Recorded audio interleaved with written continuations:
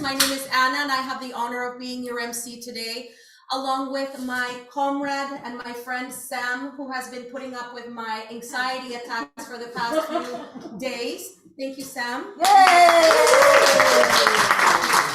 Thank you to you that made it here to be in person, and to those of you that are watching us from home or from wherever you are, please know that we send you our love and our solidarity.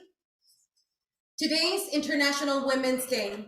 It is a day where working class women come together, where the campesinas, the students, immigrant women, undocumented women, trans women, cis women, indigenous, Black, brown, Asian women come together to say loud and clear that we're not here for the trendy, break the glass ceiling, beating the boys at their own game, corporate feminism that is marketed by big banks and corporations. That's not what this space is about. Yay! We are not waiting for the so-called trickle-down effect that leaves thousands and millions of our sisters behind. Liberal feminism has co-opted the whole idea of feminism, but really what they do is just they wear their purple hats and they just try to sell and continue to exploit our sisters, leaving us to pick up the pieces of war, poverty, global pandemic, and the global climate disaster. Our conditions today reflect the rampant agenda of capitalism, colonization, imperialism, and within that, patriarchy. Women are the ones that bear the brunt of the deteriorating global conditions. Capitalism affects us all. Not all the same, but it affects us all, working class people. A lot of the women in my circle constantly ask themselves, why is it that I work so hard and I still cannot make ends meet? It's not you, sister, it's capitalism. A lot of our sisters are unhoused. They're sick without access to medicine. A lot of our sisters are here because they had to migrate because of wars that benefit the rich. How many people, also our sisters, are the survivors of internal armed conflict around the world, or the daughters of the survivors of armed wars around the world?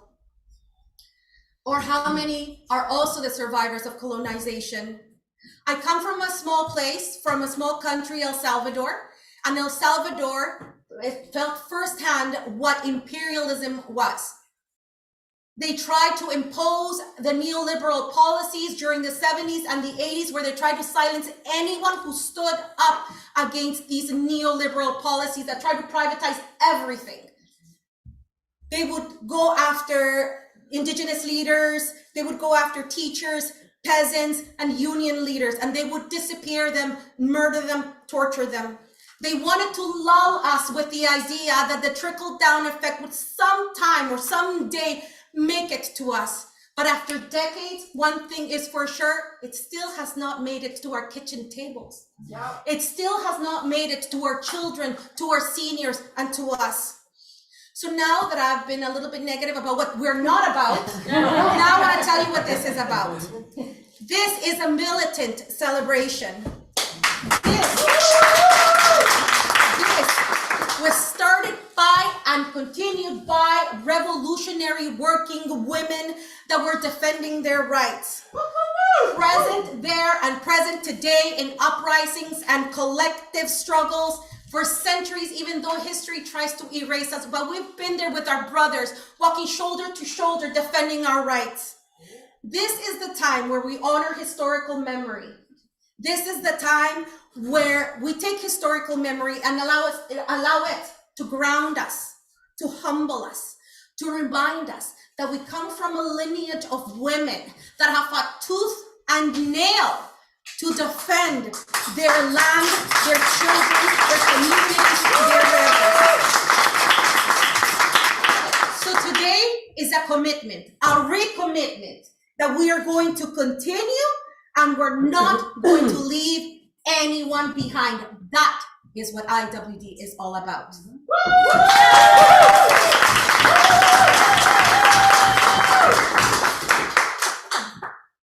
As we go marching, marching the day. 1,000,000 darkened kitchens, 1,000 mill lofts gray are touched with all the radiance that sudden sun discloses. For the people hear us singing, bread and roses, bread and roses.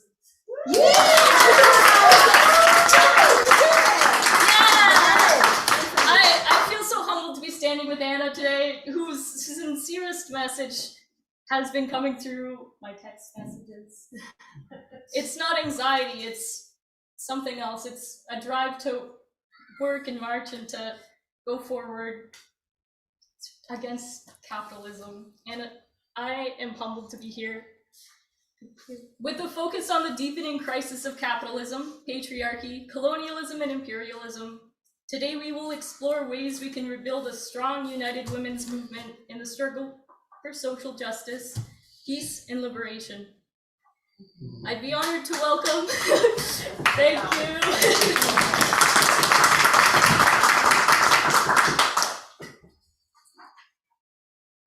Should I give an introduction of myself?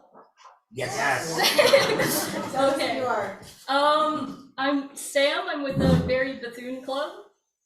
I grew up in Angus, which is off the Nottawasaga Valley, and I think of that, and I think of Treaty 18 when I say Sam Ndijnikaz, Angus Ndonjabwa, and I live in Barrie now, but I can't remember how to say that one. We're proud to introduce Laureen Blue Waters, who will open our session. Blue is Ishti, Nikamon, Earth Song Wolf Clan, Cree, Métis, Mi'kmaq. Blue is a member of the Métis Nation.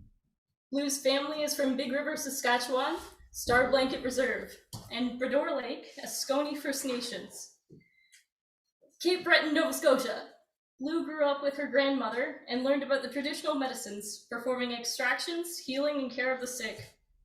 Her grandmother also shared her knowledge of the great teachings. At 10 years old, Blue was adopted by a white family in Parkdale. Blue spent many years in High Park hunting geese, rabbits, ducks, muskrats, and harvesting medicinal plants. She was kind enough to share some tips about what to do with bear fat oil, how to take out some of the harshness of that smell, adding perhaps a nice citrus. Medicinal herbs. Medicinal herbs. Blue maintains a connection to Mother Earth, and her gifts include traditional teachings, giving traditional spirit names, hand drumming, songwriting, creative writing, and full moon ceremony coordination, as well as pipe ceremonies and sweat lodges. Blue is a two-spirited person, a mother of 3 and a grandmother of 3, a sun dancer and a pipe carrier. Please, Blue.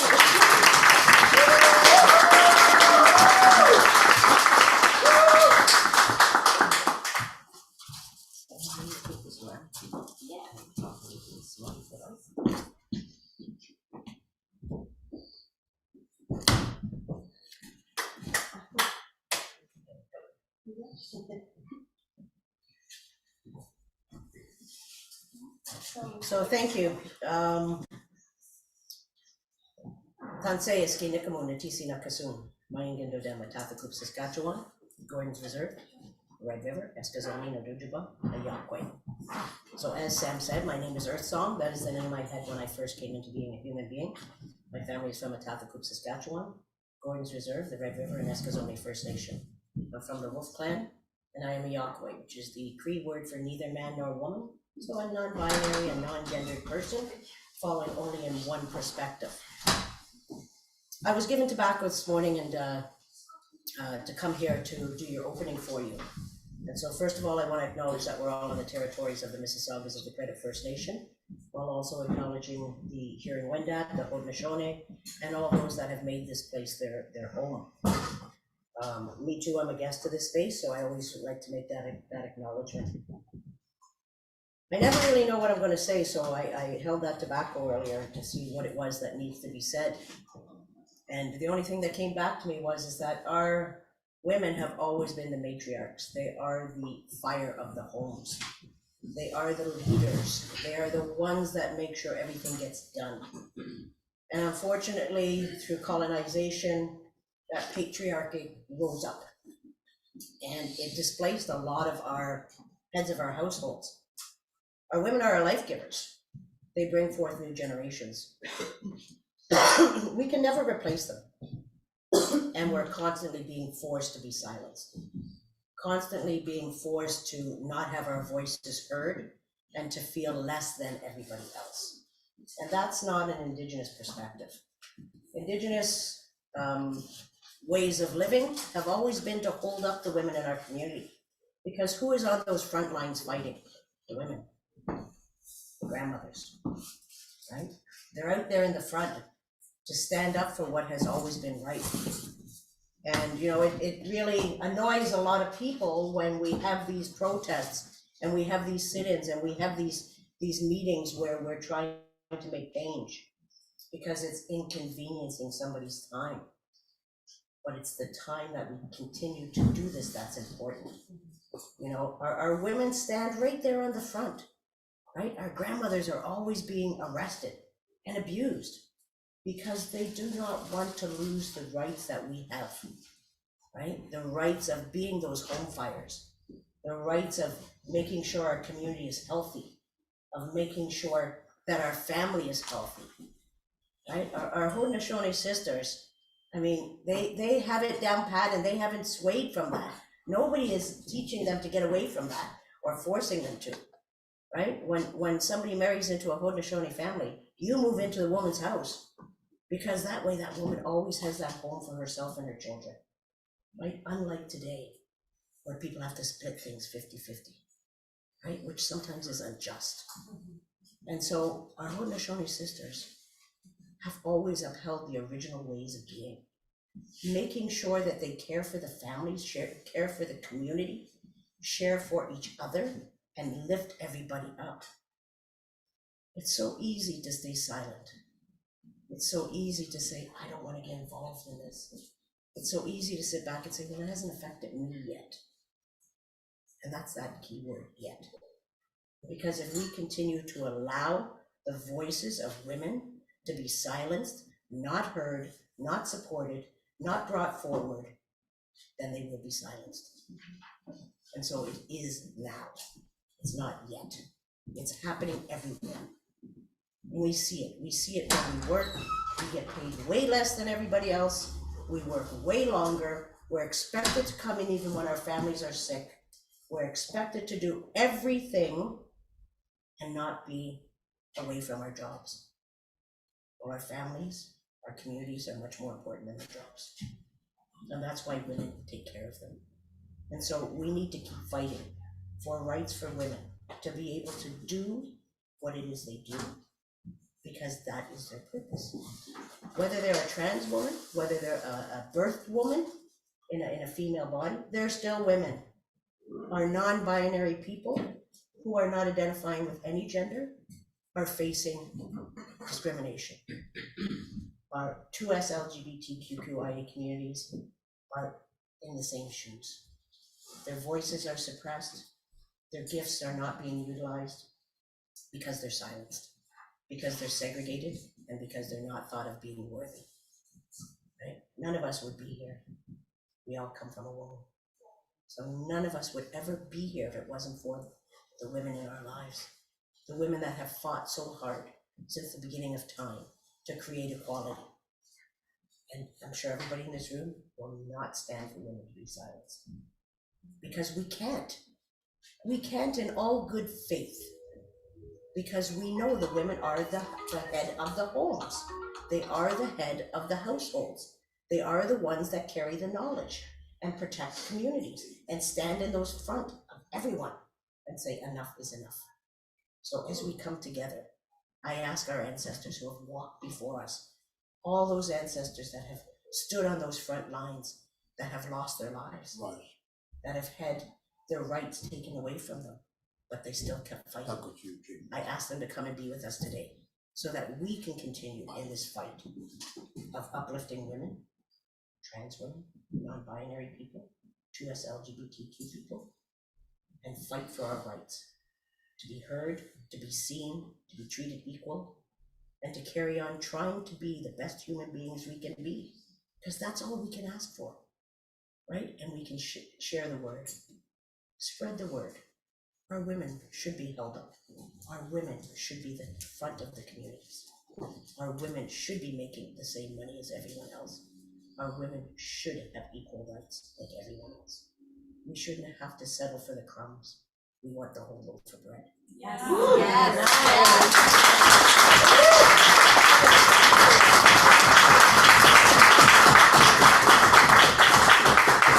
So today, as we move forward and we hear from others the beautiful words that they will share with us, we ask those ancestors to help us be here today.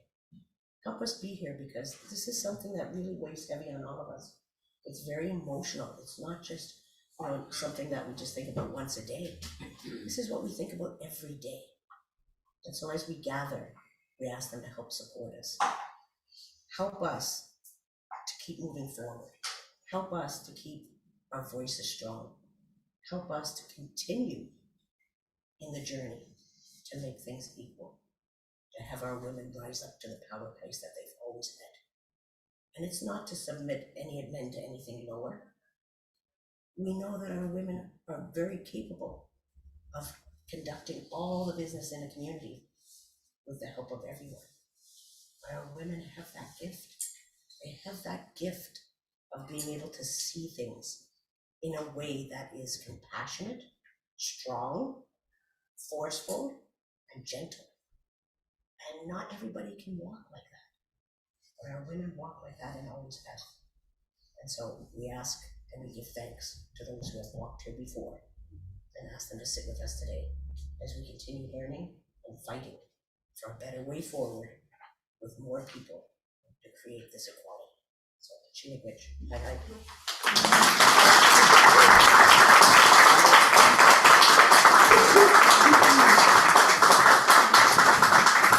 Thank you, Blue, for your words, for your knowledge, for your wisdom. I take them to heart. I take them as a responsibility to continue. And what resonates the most is we do not want the crumbs, we want the whole loaf of bread. Yes. And we are the matriarchs. I take that to heart. And I also take to heart what you said in regards to it's easy to stay silent because it hasn't affected you yet. But we must take action and we must get involved. So thank you so much for those encouraging words. Our next performer is a powerhouse that I'm looking at right now. You know who you are. She really needs no introduction. She has been involved in the movement for decades. Faith Nolan is a singer-songwriter with a deep history of queer, women's, and anti-poverty activism. Born in Halifax, Nova Scotia, and of African, Mi'kmaq, and Irish descent, her parents and extended family were coal miners in Cape Breton. She later grew up in Toronto's working-class Cabbagetown. She brings all of these experiences to her social justice and work through music. As a founder of 7 different Ontario choirs and through her love of music, Faith works towards a better understanding of how poverty has created a disproportionate representation of Black and First Nations women in poverty and in our Canadian prison system. Welcome, Faith. Thank you so much. That was very nice of you.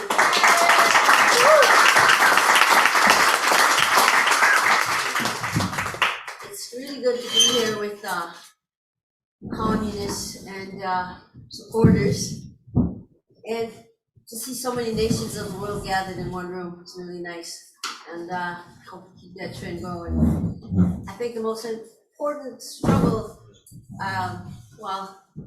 is really, it's a struggle against capitalism, but I think the beginning of the struggle of capitalism is indigeneity. So when we look at whether it's Africa, the indigenous people of Africa, the indigenous people of India, the indigenous people obviously here, First Nations people, this is the root of what we want as communists. This is the root of change. This is the root of sharing, and that's what we have to go back and look at that. So anyways, I want to start this first song with a little tune I wrote about 100, I'm trying to remember. I think I wrote it in 1987, And it was never a hit, will never be a hit, but you know, we're stuck in this fucking room, so listen to it, right? You know?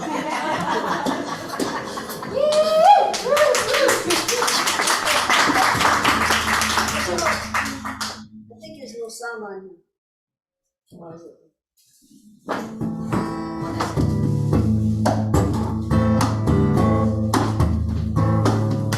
This is a woman, she worked with the American Indian movement, and I read the book about her, and I was so moved I cried.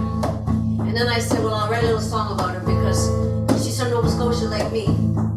And she also died, or was murdered, like so many.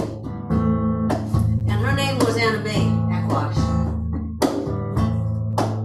So the song is easy, it just goes, Anna Mae,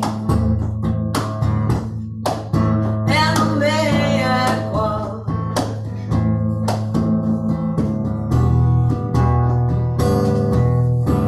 This is a story of people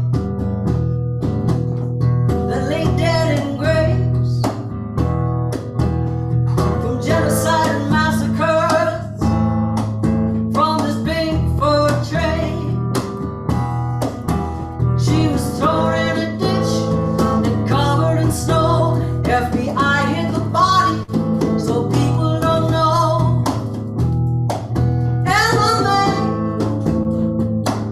Anna Mae Aquash. Well, they destroy the cultures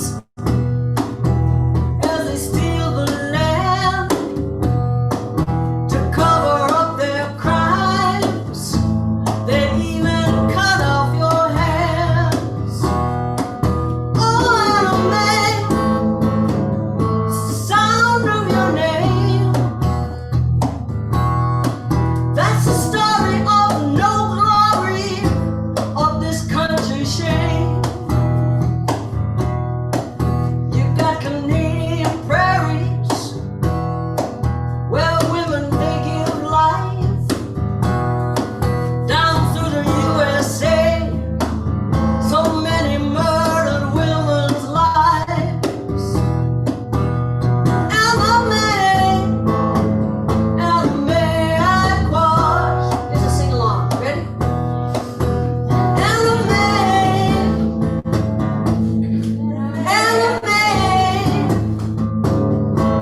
Mae Aquash. There's another woman named Helen Betty Osborne.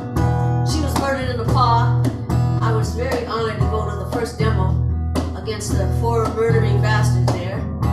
So her name was Helen Betty Osborne.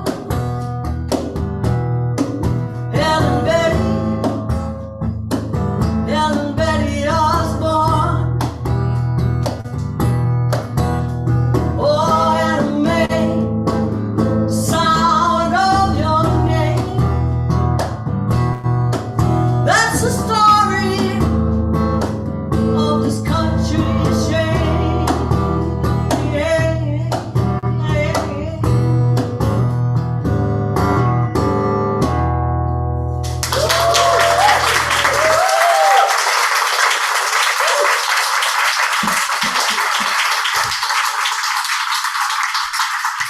If anyone noticed, the guitar's out of tune, but that's don't tell anybody. Y'all like that musical stuff.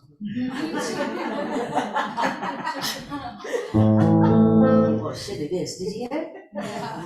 Shut up. Don't tell nobody. Do me a favor. Would you go in my, see that case leaning against the wall? Then in the top part there's a little, my tuners in there. Thank you so much. Sorry. It's very unprofessional. Very unprofessional. I'm trying to be a professional revolutionary. Somebody was telling me they're living good on it. They paid every week. Professional. No, Nothing in there? it's not in that. Oh, maybe. It's so bad. When I think it is, I blame it on my politics. No, maybe the other one. I'll try the other one. Sorry, I'm sorry. Thank you so much. She's a professional.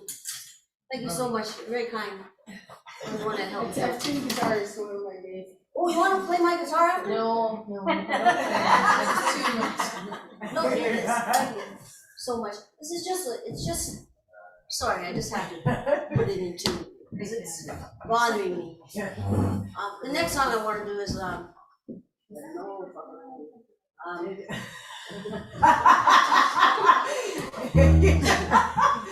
think your vocals need to be better. my vocals? Yeah. Oh, I'm not the sound person. He's sitting Either one. down, drinking coffee, I'm up here working.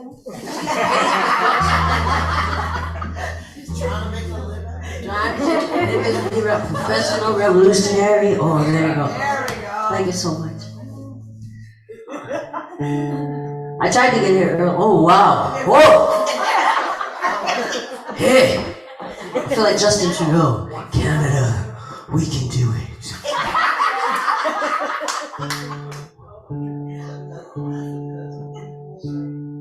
They've been doing that for years. Yeah. Every which way.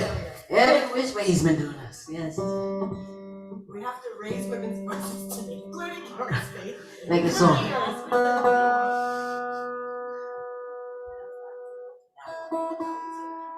Oh, now we're in tune. There you go. Oh yeah, now I want to do a song. I went to Nigeria to this. It sounds really big. International Conference on the Abolition of Prisons, and I played in the jail in Nigeria, in Lagos, and I played up in Igbo land in another jail. And in the jail they had women. They had men and women, but they actually literally ate maggots. Right in a bowl, with some kind of slop in there, and dirt floors everywhere. And out front they had a shooting post, looked like a carved pole, and then you tie your hands behind the back and they just shoot you. And it's against the law to be queer there. So that was one time when I was really straight. I was like, get me some, give me some of that big peace stuff, because I need to live. Get the fuck out of here, you know what I mean? Because it's scary. I'm sorry about my language, children. Don't use bad language. Don't ever say the F word. You can be racist, sexist, all that stuff. No, I'm just kidding. Just don't swear, okay? But this song, I wrote the song after I came out of there because I thought, I'm leaving. That's all I can do is write a song. That's what I always do. I go around the world, watch people suffer, write songs, come home. It's kind of a shallow experience, but yeah, we do what we can. I'm a professional revolutionary. Thank you. I feel like I remember how to play it. I've played it since today. No, that ain't right. Look at that.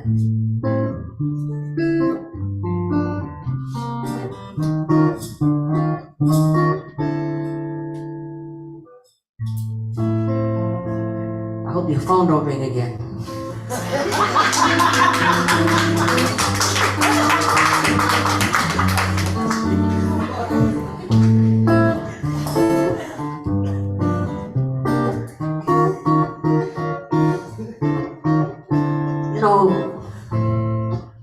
Mercy,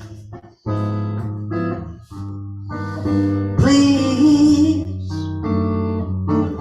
I'd like to see a new Nigerian dawn. Little child, don't have shoes, don't have water, don't have food. They need some water. They can't survive much longer. Mercy, please. I wanna see a Nigerian dawn. 14 years old, locked in a jail. She can't pay the bribes, can't pay the bail. She's been raped, she's been beaten. For the rest of her life, she ain't speaking. Mercy, please. want to see a new Nigeria dawn. She's from Canada. Lives in White's Island, land of the rich, land of the styling. Working for Shell 6 months a year. She's even called master by black people here. Mercy, please, I wanna see a new Nigeria. I'd like a free, a new Nigeria dawn. Mobile Shell, Exxon is here. Petrocan, RBC, TD are here. Blood for oil, all this toil, all this money, say more honey. Mercy, please, I'd love to see, I'd love to be, I'd like to see a new Nigeria. I'd like to see a new Canada. I'd like to see a new USSSA. I'd like to see a new Nigeria. I'd like to be dawn. I'd like to be dawn.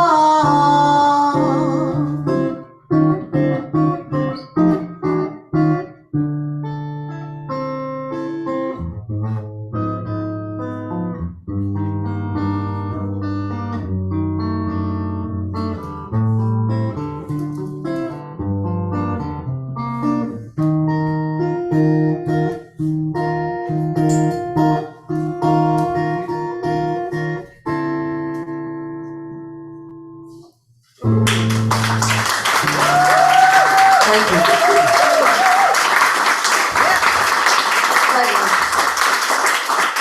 That one was a big hit. I actually got played on CKLN once, so hit me shit hard, man.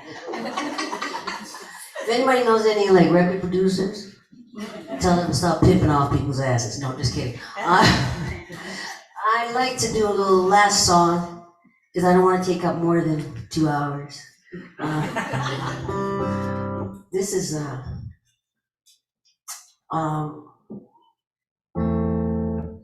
this should be a fun song. I should do something like really fun. Okay, fun. Okay. Well, I'd like to do something really deep. Well, no, I want to get you high.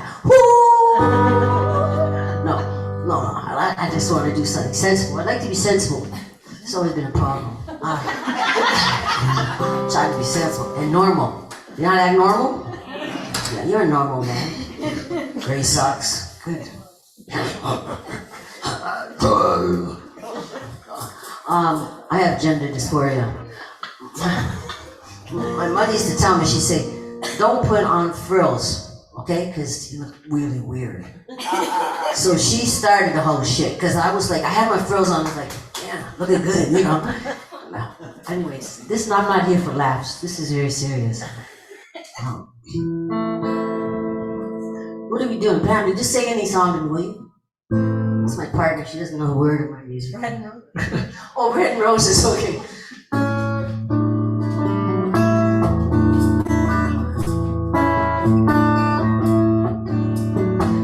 As we go marching, beauty of the day. A million voices singing, 1,000 little loves great. Well, we're touched by all the rages. A sudden sun discloses, heart starved as well as bodies. Give us bread, but give us Roses!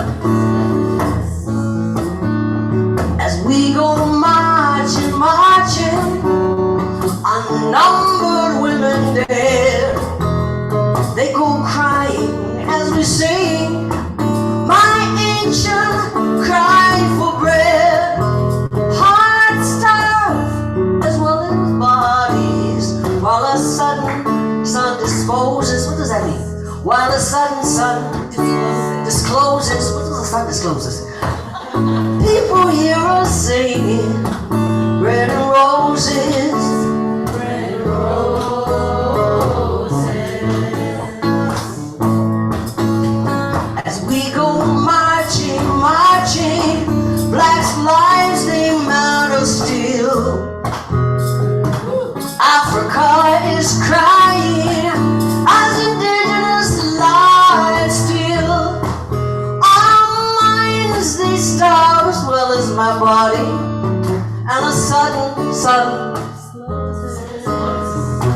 people hear us singing, bread and roses, bread and roses, bread and roses. One more time, I can't hear you. Bread and roses, bread and roses. As we go marching, marching, so many die out in the snow. So many people living on the streets, and damn, you know it's cold. Hearts freeze as well as bodies, and the sudden sun disappears. Hearts starve as well as bodies. Give us bread and give us roses. As we go marching, marching, and the bombs they go in Ukraine. As we go marching, marching, the Congo cries in pain, and the Hindu Vata rises as the Nazis they take over. My heart starves as well as my body. Red roses, red roses, red roses,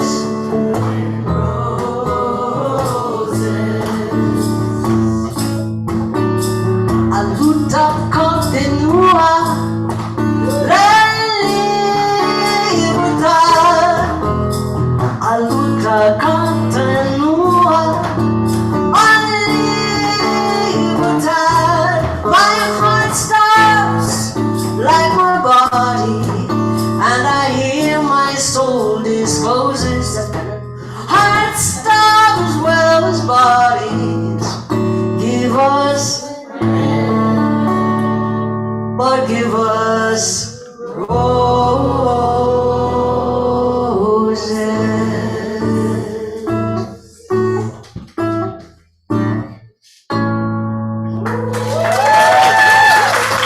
Very good singing, very good singing. Thank you very much. Thank you very much. One more. Oh, okay, one more. Well, I'm glad you asked, because I was like, about to have to get off. You know.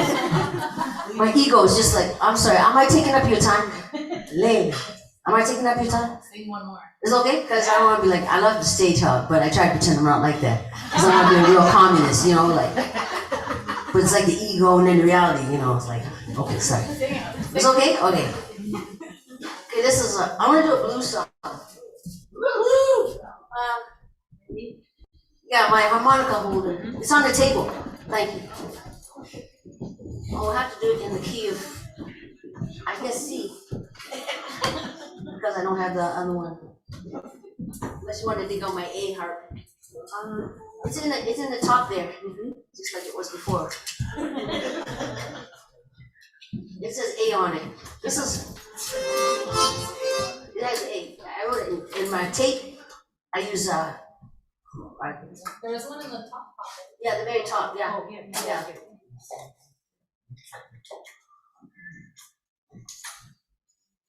No? Oh, it's probably in the other one, yeah. No, maybe it's not there at all. Oh, wait. There it is, hey. It's okay, yeah, sorry. This is my partner Pamela Dover, she's with the Elementary Teachers Federation of Ontario. And I have to say, if not for her, I'd still be in that mental hospital. Thank you. How many people here have been in a mental hospital? Oh, no, yeah. Just 3 of us. The rest of you are just full of shit, that's why. You're full of shit. You've been faking it. All belong there. Okay. Right? You agree? Yeah. Thank you. Okay.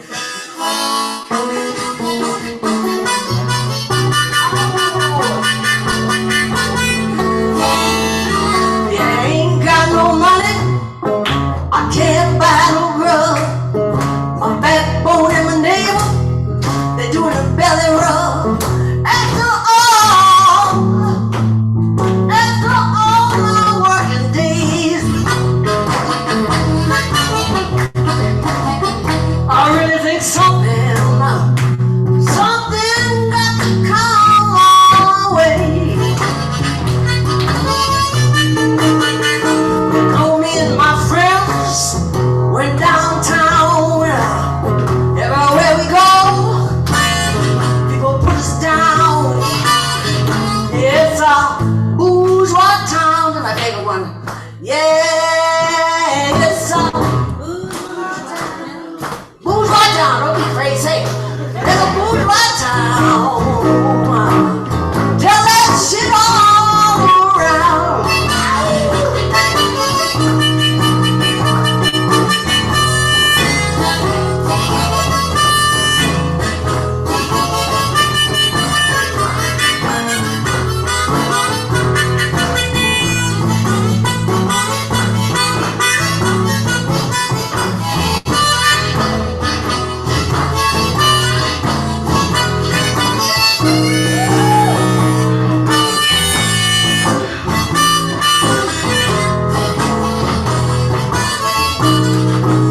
Somebody said this is the land of the free, home of the slave. Everybody poor kinda look like me in a bourgeois town. Say what? Bourgeois town. Say what?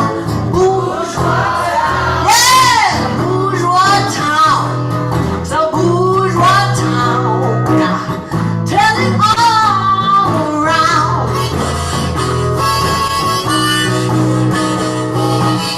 Now me and my friend, we went to see Justin Trudeau upstairs. He said, get your black ass and red ass and yellow ass and poor white ass out of here. Cause he's a bourgeois man. What? What is he? He's a bourgeois man. He sure is. Thank you, Canada. He's a bourgeois man. Tell it all around. Now, all you working people, even if you ain't got a job, listen to me. You can't find a home, not today. Don't you see? It's a bourgeois town. What? Bourgeois town. Yeah, it's a bourgeois town. Say what? Bourgeois town. Yeah, it's a bourgeois town. Time to tear it all down, or at least dismantle it nicely. I tell you something, my clothes was getting bare. I looked all around, down there's a pond where I live, and I said, what's going on here? It's a bourgeois town. You know, prices high as can be. It's a bourgeois town, I'm telling you the truth. You can see. Yeah, it's a bourgeois town. Tell it all around.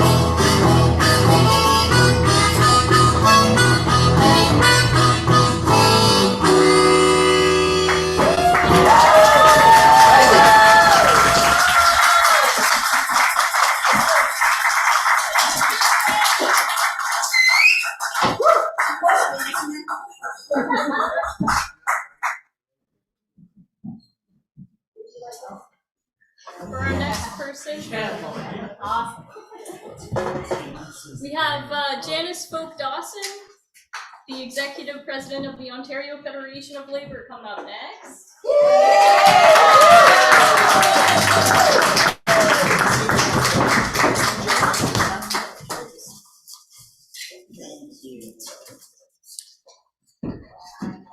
So, good afternoon, comrades. My name is Janice Folk Dawson. My pronouns are she and her. I'm a settler, and I reside on Upper Canada Treaty Number 3 territory. I acknowledge and give thanks for the opportunity to gather on Indigenous land. I also recognize, when doing land acknowledgements, that the Government of Canada and its citizens continue to lay pipeline and encroach on Indigenous territories without free and informed consent.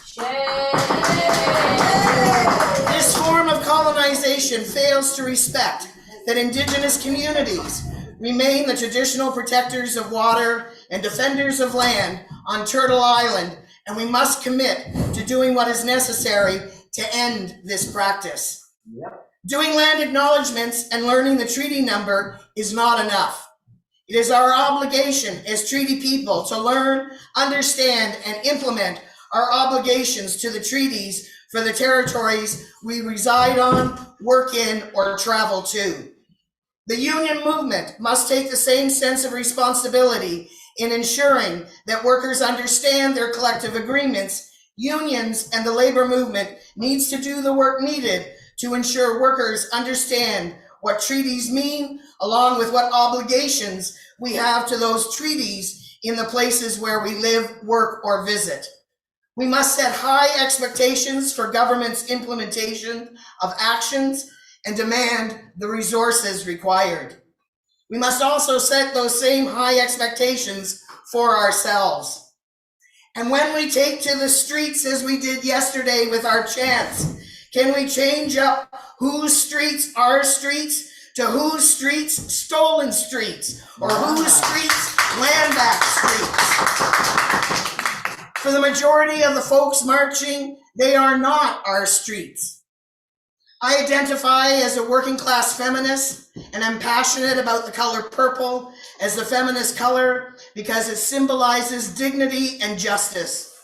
I consider myself a working class feminist as I believe in reimagining gender justice in an anti-capitalist form and recognizing my white privilege. I am an injured worker with a permanent disability and privileged to be the Executive Vice President of the Ontario Federation of Labour. It's an incredible role that I've had since being elected in 2019. I was elected after a 4-year absence of CUPE as part of the elected 3-officer OFL leadership.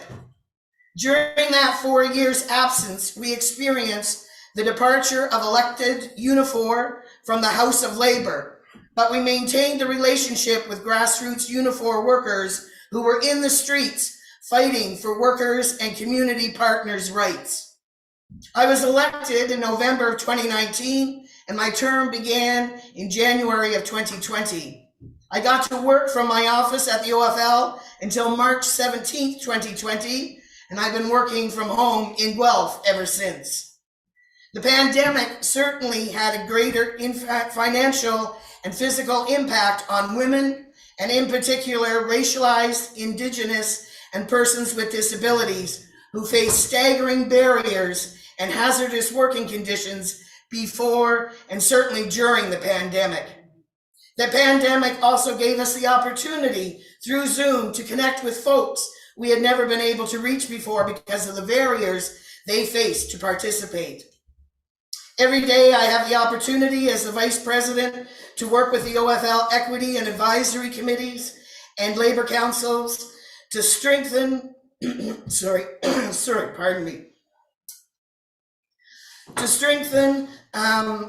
foundation of the House of Labor and to ensure that the labor movement in each community is reflective of that community. Workers are the ones who should decide what's worth fighting for.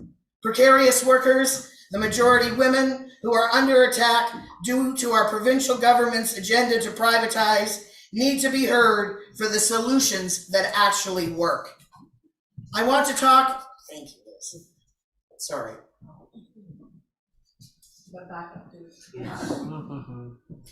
I want to talk about three things today. One, the importance of claiming our feminist identity.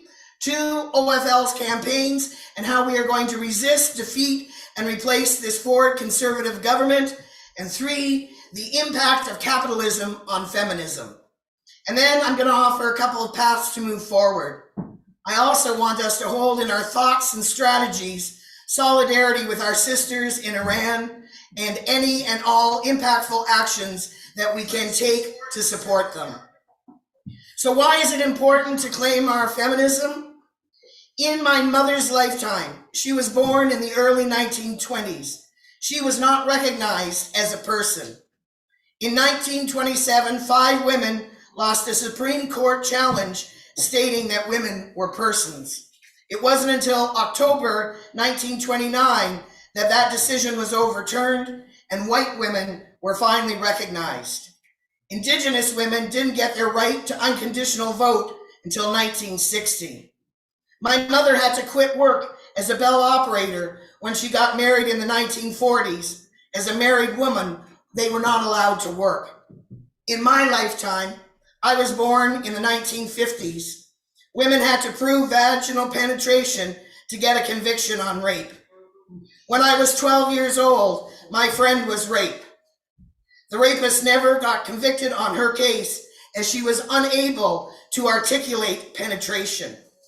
The judge commented that she was alluring. She was wearing blue jean shorts and a halter top, implying that she was at fault. Teaching me at 12, for God's sakes, don't be alluring or bad things will happen and it'll be your fault. For girls today and those of us in this room, our reproductive rights and bodies are still legislatively controlled, and those legislative bodies are majority men, and in Canada, white, straight, and able-bodied. Province by province, we are watching conservatives gain control, both at provincial level and gaining control at municipal and school board levels. I, like many of you, fought for the right to safe abortions and didn't think I would ever have to be fighting this again. But here we are. Yeah. The Ontario Conservatives launched their war on women the moment they took office, even before the pandemic. Clearly, this Conservative government does not care about equality. It has eliminated key ministries responsible for the status of women and the Anti-Racism Directorate. Cut after cut, disproportionately affecting women in this province. They have dismantled decent work laws, cutting funding to legal aid, and forced closures of childcare spaces. Unaffordable housing, poverty wages, inadequate healthcare, and climate change are some of the biggest issues for the vast majority of women around the globe. Feminism shouldn't start or stop with a drive to have women represented at the top of their professions. Feminism must focus on those at the bottom and fight for the world they deserve. I want to talk about how the OFL works and why it can be so powerful. I want to talk about how we harness that power and use it to our advantage. The OFL is made up of 54 private and public sector unions, representing 1 million workers with a diverse range of workplaces, employers, leadership and membership, income levels, and political beliefs. We take on the health and safety of all workers, whether unionized or non-union. That's our responsibility as a labor movement, and it's one of the ways we beat the corporate attack on workers.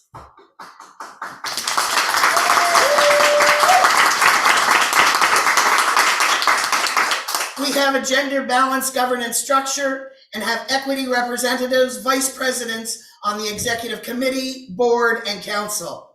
The Ontario Federation of Labour works only when consensus on tactics, strategies, and campaigns is sought and achieved. We as feminists know how powerful achieving consensus is. The OFL is working with affiliates and community partners on mobilizing against colonial, racialized, and gendered economic structures, including inside the OFL structure.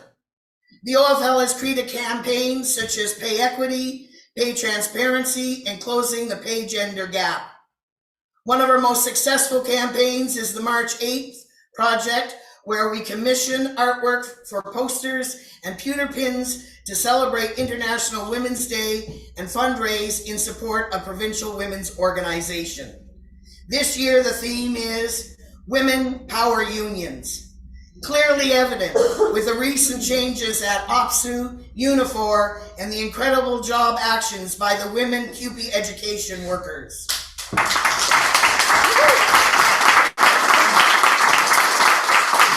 When we talk about resisting, defeating, and replacing, I believe that discussion needs to be talking about capitalism and the negative impact it has on our communities and daily lives. We need to talk about the negative impact capitalism has on the feminist movement and the recognition that that impact is heavily weighted against our racialized and indigenous comrades. We need to connect that capitalism feeds the ongoing colonialism. Making these connections strengthens our resistance and builds our movement. We need to talk about the rise of hate that is rampant in our communities, education system, and our workplaces. Inequality is not inevitable. It is a political choice. In November of 2021 at the OFL convention, the delegates gave Labour the mandate to resist and defeat Ford and the Conservative government, and that one of the tactics would be escalating actions. 2022 was a year of escalating actions, beginning with workers reclaiming May 1st with 26 actions across the province, from community breakfasts to rallies outside of MPP's offices, to banner drops, to a festival of resistance with Indigenous musicians and frontline workers on the steps of the Court of Justice in Kitchener, within a couple of miles of the Grand River. That event and most of the other events did not get permits. We need to build workers' capacity to take to the street without permission. May 1st was also the beginning of building a network of workers and community allies and partners to communicate directly with each other instead of through the OFL or their union communication systems. We are building a province-wide resistance. June was the provincial election and certainly was not the result we had hoped for or needed. There were important lessons. The rate is rising, and as I traveled the province, there were new blue signs in communities I traveled to, and they were on people's lawns. They will continue to build in our communities. We saw it in the municipal election, where they ran for school board trustee positions. We also heard at the doors, when we could get people to open the doors, that they weren't going to vote. And that was all parties: Conservatives, Liberals, Greens, NDPs. Didn't hear from the Communists that they weren't going to vote, though. Then we had a summer of private sector strikes and our comrades in the trades. They took job action and got results in wage increases. This while women-dominated job classifications and public sector workers were forced into legislative wage restraints of 1%. And then there was October and November, where we saw the mobilization of OSBCU education workers and the mobilization of ATU members. And we saw a labor movement that we were able to mobilize into a credible general strike position. I learned many important lessons from that. First, although I have been at the mics since 1995 calling for a general strike, I learned no union leader can call or set the date for a general strike. The workers will decide what issues they will take to the street for, and the union leadership needs to get out of the way while having their backs.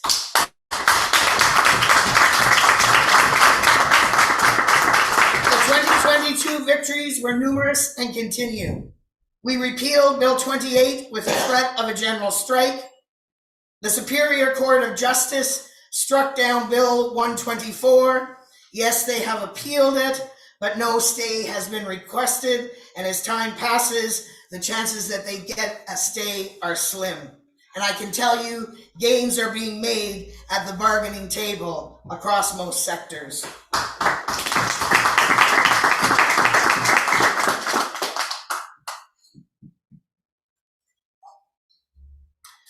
Workers are taking job action, striking, and winning, not just in this province, but also globally.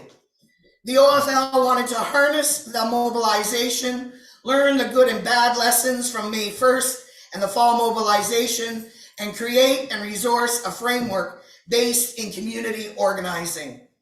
A campaign framework where a worker or student could get involved and at their starting point. A campaign that each community develops to their community's capacity and dominating issues. We wanted the OFL vision to recognize our fights are rooted in working class struggles and include economic inequality, diminishing democracy, and the rise of hate. We wanted to create a campaign framework that inspires hope and causes action that builds capacity and creates change by and for the working class. We have 3 goals for the campaign. 1, to have an aggressive, bold response to the cost of living crisis. 2, to build a bigger, more organized solidarity network to support the workplace actions taking place, a provincial flying squad network. And 3, to prepare for the next major escalation that happens in this province, whether it's because of a bargaining table, the Greenbelt, or the privatization of healthcare. We need to be ready. The campaign has 5 demands. 1, real wage increases, including the doubling of ODSP and OW. 2, keep schools, and I say education, so that we're concluding post-secondary. Keep education and healthcare public. 3, affordable groceries, gas, and other basic goods. 4, rent control and affordable, accessible housing. 5, make the banks and the corporations pay.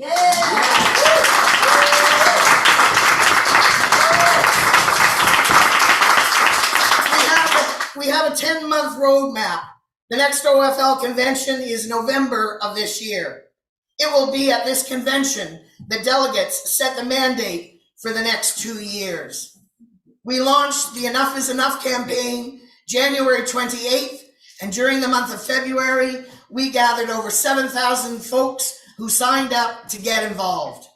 February 21st, the legislature resumed, and union membership and leadership filled the galleries, which, by the way, are totally inaccessible for persons with disabilities. Can't get into Queen's Park to actually protest. That's something that we need to change.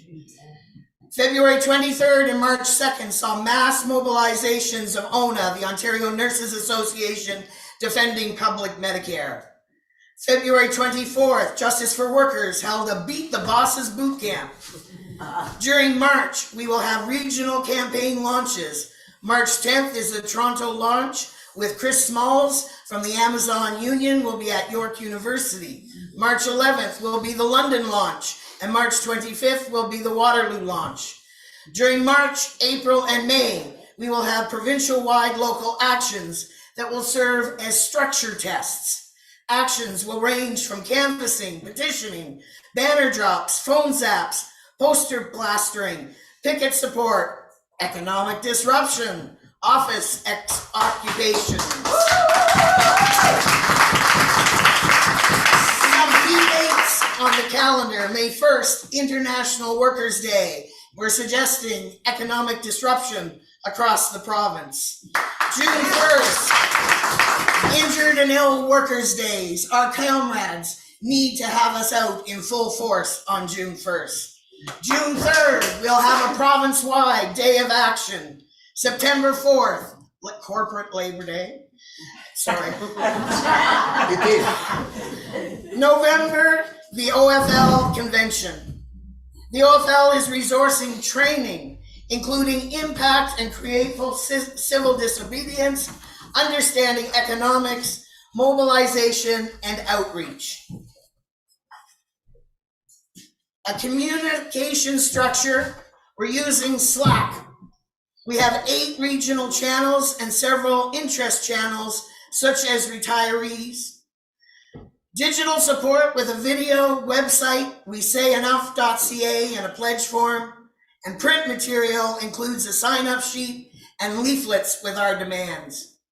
The next steps, we need folks to decide collectively how the campaign will look like in your community and region. You need to get involved in those discussions, and you do that by joining Slack. You join Slack by going to weSayEnough.ca. In closing, I want to spend a moment talking about the impacts of capitalism on feminism, and I recommend to you the book, Feminism for the 99%, a Manifesto. The book unpacks and explores the oppression of racialized women by white feminists and how capitalism fosters that opposition. The book details 2 types of feminism: corporate feminism, a vision of equal opportunity of domination, one that asks ordinary people in the name of feminism to be grateful that it is a woman, not a man, who busts their union, orders a drone to kill their parents, or locks their child into a cage at the border. Or feminism that insists on ending capitalism, the system that generates the boss, produces national borders, and instead create a just world whose wealth and natural resources are shared by all, and where equality and freedom are premises, not aspirations.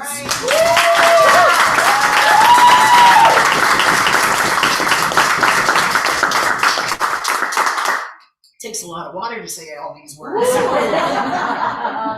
Gender oppression is capitalist society is rooted in the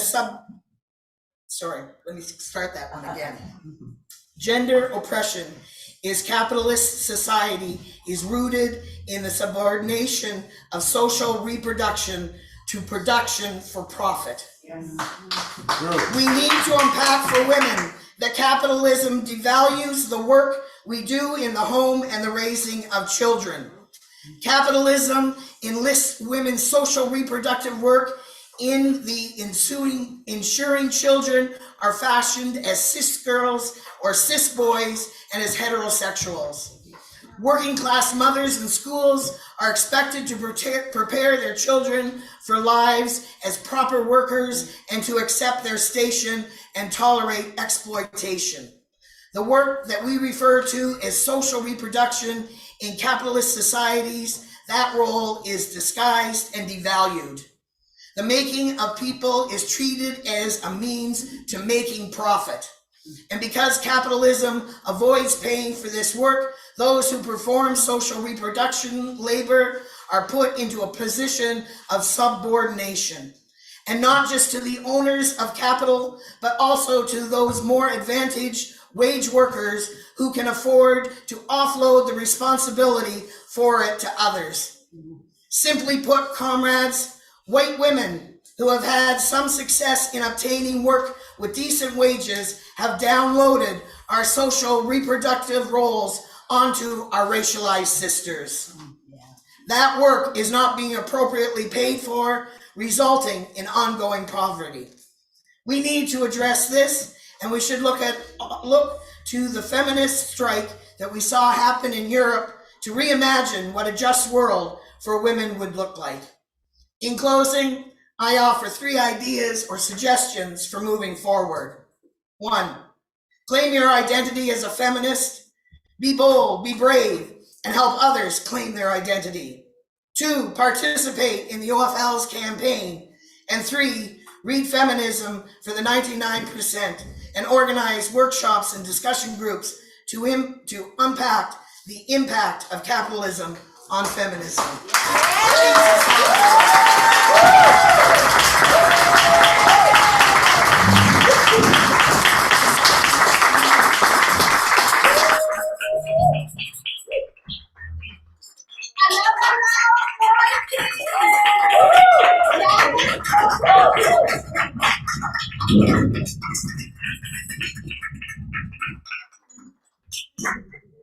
Janice, your message and your voice are so powerful. We have to set higher standards. Yes. Whose streets? Land back streets. Absolutely. My friends, next, like many women, our next guest wears many hats. She is a Mohawk woman, a mother, a storyteller, a filmmaker, a singer, an activist. I am honored, I'm very happy to introduce to you Leila Stats.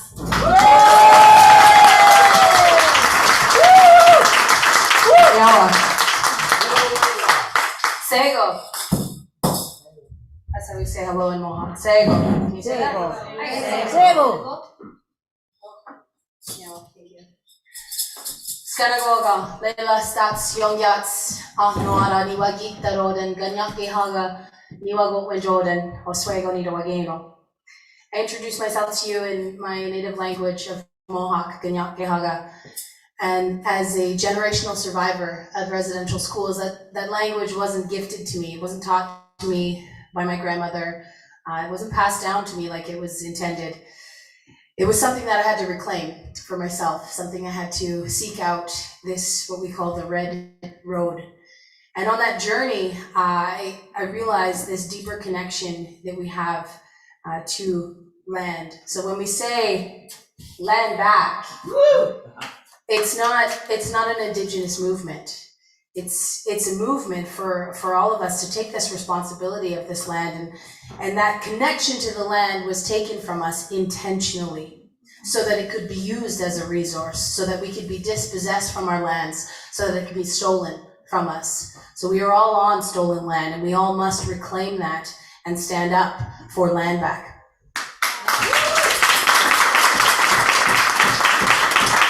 My partner right now, Skylar Williams, is at Land Back Lane as we speak, because they are coming back with their injunctions. 1,000 days, those land defenders have been standing their ground against what our government wants to call progress. And as I look at the land, seeing what some might see as weeds growing, seeing Mother Earth reclaiming this land, surrounded by pavement and asphalt. I look at that land, we saw deers and corn growing and birds, and to me that is what progress looks like. So a large part of my journey has been becoming and understanding my connection to the land and the water. The water is sacred, and as women, Haudenosaunee women, we believe it is our responsibility to protect the water, to keep it safe and sacred. And I want to share with you, actually, I want to call all my kids up to the stage because they came from my water, and I came from the waters of my mother. This water is alive, it knows us. And so this song that we sing is called the Water Song. Here, maybe this one. Maybe your guys's. Got it? Give it a check. Check. One.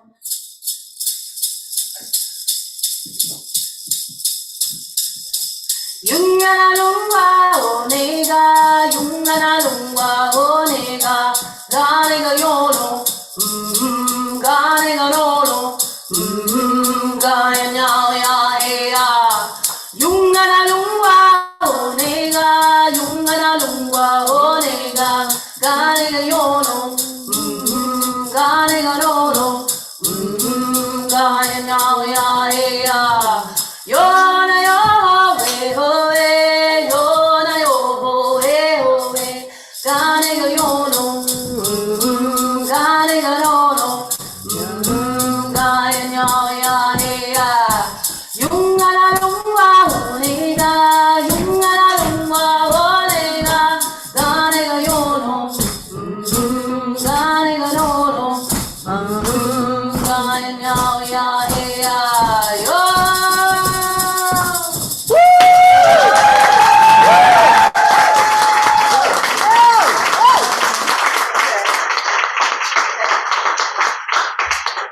So they want to stay up for the whole set. It's interesting, this next song was written by the water, for the water. As a land defender about a year ago, November 17th, I was arrested at the Winziqua on Wet'suwet'en territory, standing up for this sacred water. And when you go there, I encourage anyone to go out west and to stand with the traditional chiefs of this land against the pipelines that are destroying their water. And I put this water up to my lips, and when you drink it, you can feel that it is alive. It tingles on your tongue. It's like electricity, like lightning bolts going in your body. And in this moment, I was like, this is how water is supposed to be. When we get it out of a bottle or out of the tap, it doesn't have that life force. It doesn't have that energy because of all the things that we've done to it. So this water is glacier fed. It is pristine. It has never been contaminated or touched. And as I stood there on that front line, hundreds of RCMP marching to me in formation, helicopters circling overhead, Ooh. assault rifles pointed at me, Ooh. snipers coming up, army greens, dogs, attack dogs barking. I knew in that moment I was going to be arrested. I knew in that moment I could be hurt, I could be injured. I never had a gun pointed on me in my life. And the ones that I thought of were these ones at home. What would they think of their mother? What would they think of her actions and what she was doing? And I realized that that is why I was there. I remembered that feeling of that water alive within me, and I want my children to be able to drink the water. I want my children to be able to drink from the rivers. Many of us never have and never will. And I knew in that moment, these laws that I was going up against, they were not my laws. And I stood there on that territory that had been claimed by the stewards of that land, the hereditary chiefs that had said no pipelines. And that moment of resistance mattered. That moment of us saying, no, we do not consent to your corporate greed. We do not consent to your agendas. We do not consent to this pipeline. And you will not destroy our water.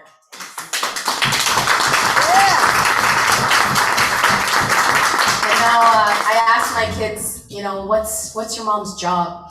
And it's funny, they're like, well, her job is to protect the water. It is a full-time job. So I'll sing this song for you guys. I met you by the riverside, the quiet riot burning in the night. I caught your eye along the line, along the spine of the big black snake. Tried to steal our mother's blood, tried to bleed her dry. Stole our daughters from their fathers, left our sons to die. Tried to steal our mother's blood, tried to bleed her dry. Stole our daughters from their fathers, left our sons to die. We found God alone, quite deep within the pine. We found peace and quiet, deep within their violence. We found God alone, quite deep within the pine. Tell those colonizers, love is colorblind. I met you by the riverside, the quiet riot burning in the night. I caught your eye along the line, along the spine of a big black snake. Tried to steal our mother's blood, tried to bleed her dry. Stole our daughters from their fathers, left our sons to die. Tried to steal our mother's blood, tried to keep her dry, stole our daughters from their fathers, left our sons to die. We found God alone, quite deep within the pine. Found peace and quiet, deep within their violence. We found God alone, quite deep within the pine. Tell those colonizers, love is colorblind.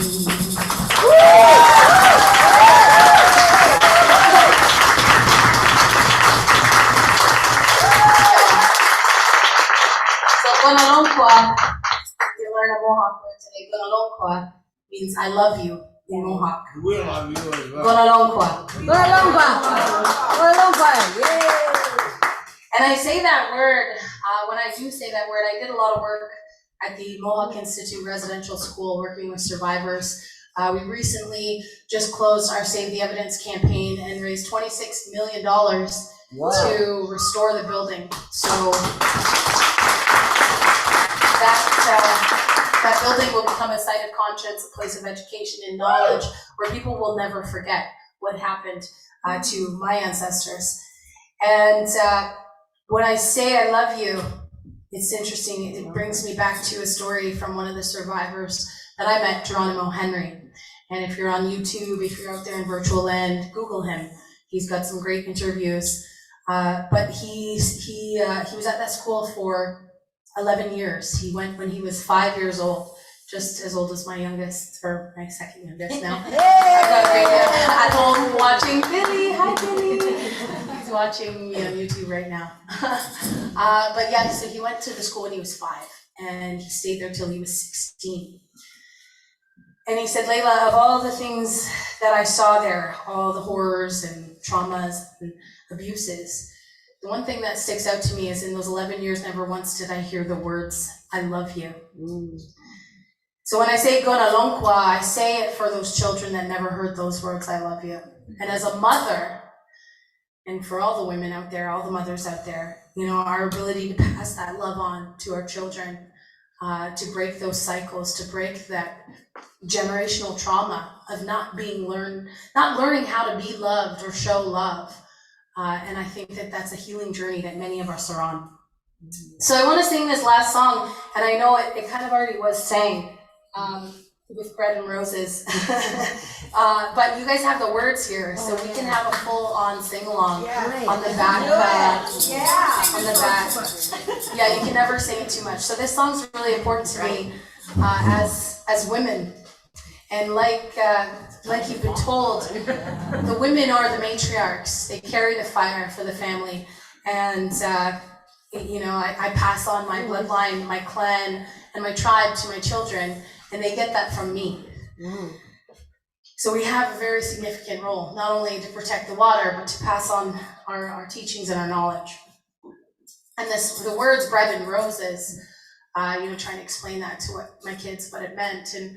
And this idea that, you know, we will fight for bread, and we will fight to keep you alive and to fight for survival, but we deserve roses. We deserve those beautiful things. And we deserve that little bit of extra, you know. And as I see these roses here, I'm like, oh, it's just my partner, he brings me flowers every week on Tuesdays just because it's Tuesday. Mine doesn't. And all the ladies at the grocery store are always like, oh, you're so sweet, you get flowers on Tuesday. But we deserve that, you know, that extra. And as women, we do a lot. And with a brand new baby newborn, 2-month-old at home, you know, I know that we're stretched thin. So these roses, they're all for you. Take them with you. Yes. You guys want to sing? I mean, you know this one. We want to get the words. No? She's a really great reader. Here, you want to read it? Let her sing it. As we go marching, marching in the beauty of the day, 1,000,000 darkened kitchens, 1,000 mil of spray are touched with all the radiance that a sudden sun discloses. Oh, the people hear us singing, bread and roses, bread and roses. As we go marching, marching, we battle tooth or end, for they are women's children, and we murder them again. Our lives will not be sweated from birth until life closes. Hearts starved as well as bodies, give us bread, but give us roses.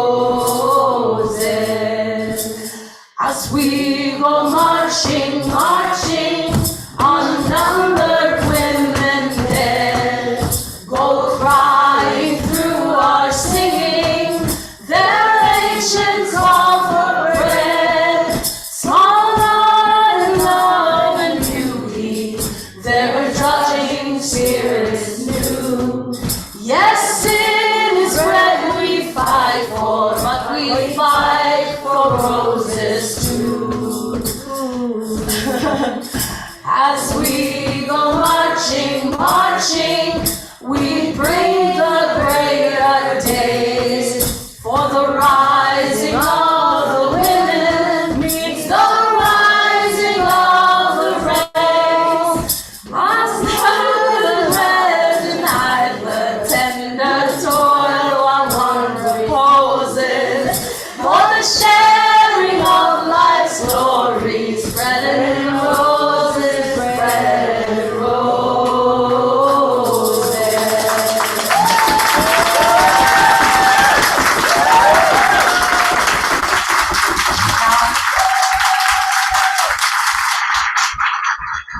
It's always better with the choir. Always. Nyawa. So we say thank you in Mohawk, Nyawa. So I'm very grateful to be here today with my children. I wish I could stay, but there's only so much milk pumped. Yeah. So we're on a time limit here. But in Mohawk, we don't actually have a word that means goodbye. There's no translation for goodbye. We just say we'll see you soon. And we say Ona Goahi. Ona Goahi. So Nyawa Goa, thank you so much for having me here. Layla Stats, I'd love to see you more and connect with all of you incredible women and men supporting women, lifting women up again. So Nyawa Goa, Ona Goahi.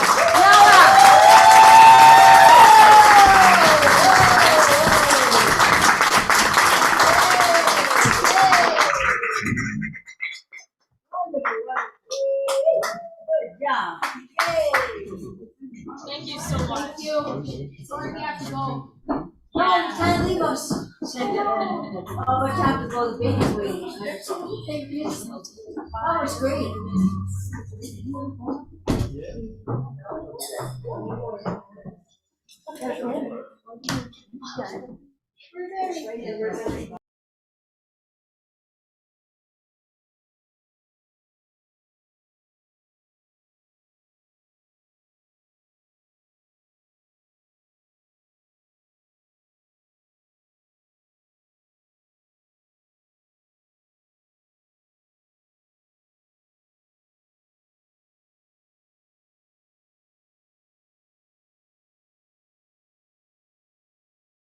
Yes. Sounds good. And for those of you watching, I'm sure that you agree. This has been incredible. Today's an important day. There was a lot of work and effort that went into making this day really special. The planning behind the scenes requires a lot of folks who are also working and juggling all these other things to come together and make this happen for us today. And like so many people were saying today throughout this event, this is so much better than liberal feminist events. And it's something we really need and we really appreciate having. So I'm here to make a financial deal. To those of you online, and also here too, you can email donations, dig deep, $100, $1,000, $1,000, $1 million. But please be generous, because we want to keep building up this event and growing this event and making sure this happens. So you can email big donations, to IWD Committee Canada. That's IWD Committee Canada, all one word, @gmail.com. And that's for the e-transfer, okay? So that's a really great way to do. We also have some really yummy treats in the back. Sorry guys, you're missing out on this. Really yummy treats in the back. They're called Zetkins Sponge Toffee and Rose's Salted, I should know this by now. I was there when they were being baked. Zetkins Sponge Toffee and Rose's, help me out here, where's the name? Salted caramel. Thank you. Or chocolate chip cookies. Right, so they're really good, they're delicious. So suggested donation is $3, or you can throw 20. But yeah, feel free to make some donations over there and grab some sweet treats while you're at it. And also, I have a little pot here that I'm gonna maybe pass around. If you have any kind of cash at all, please drop it in the bucket. And then, that's, nice, thank you, okay. We have the first cash bill. So right now, I'm gonna walk around with this. I'll probably walk around again after the next set of speakers. And then please feel free to go over there. And again, e-transfers at IWDCommitteeCanada@gmail.com. Okay, all one word. Thank you, everybody. Thank you for digging deep. Okay. I'm waiting for Anna. Yeah, okay. I hope you are all settled in, got your cookies, got your treats. Our next speaker is Liz Rowley, the leader of the Communist Party of Canada. Let's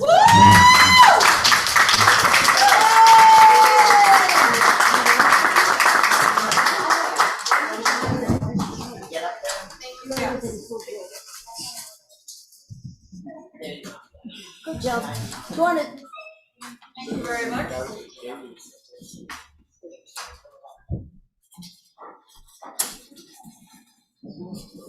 The older I get, the bigger this step gets.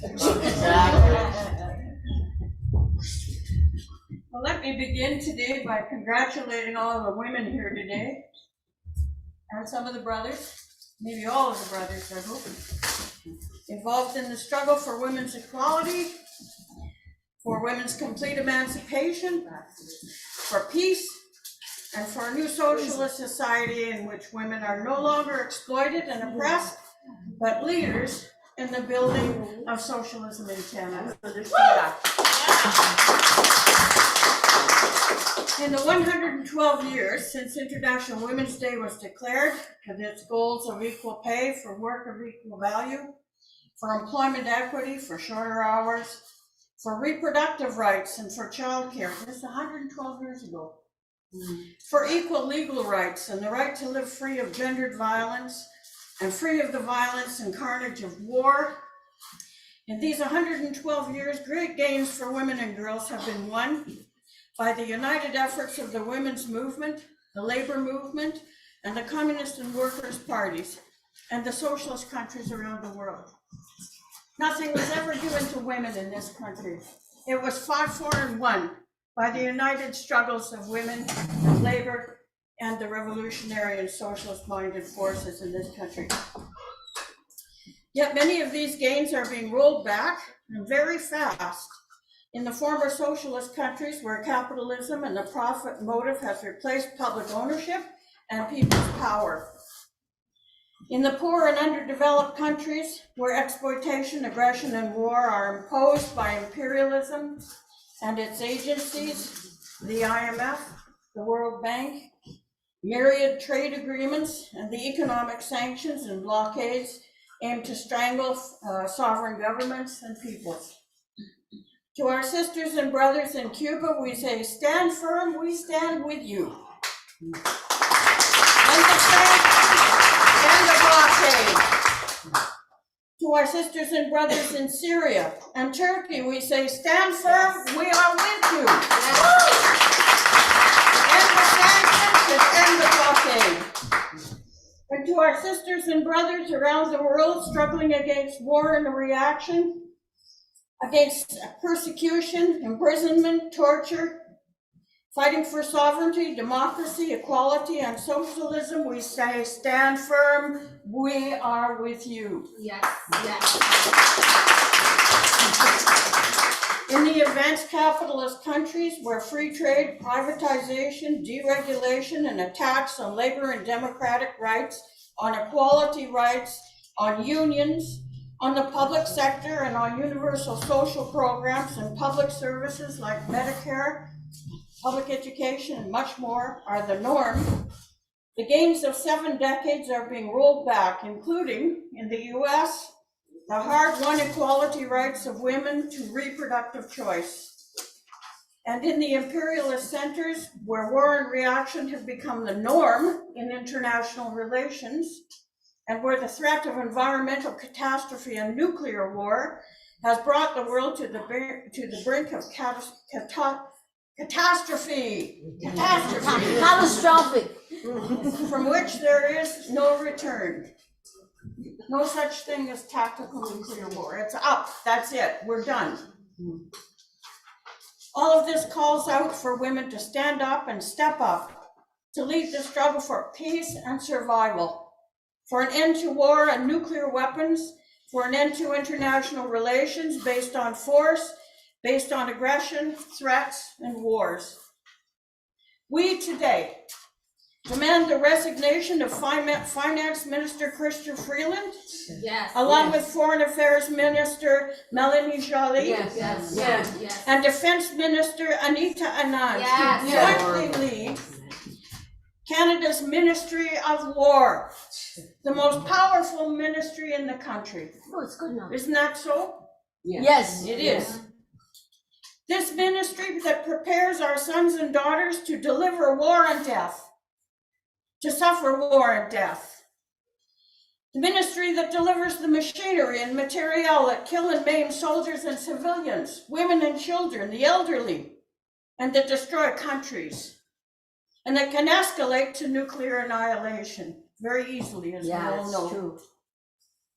Canada's Ministry of War locks Canada into the greatest war machine in history, NATO. The global army of imperialism that aims to fight down to the very last Ukrainian in order to win its proxy war on Russia and China. That's what this is about. That's right. That's right.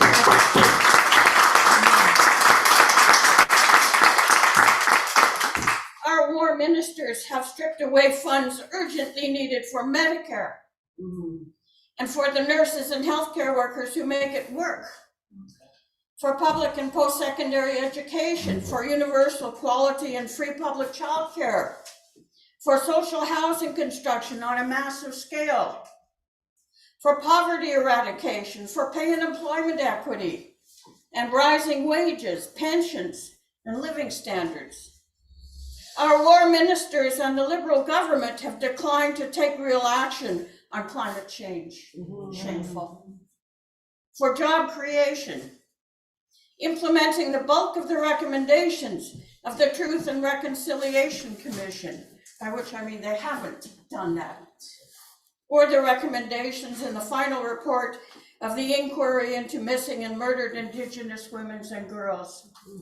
Lots of talk, no action.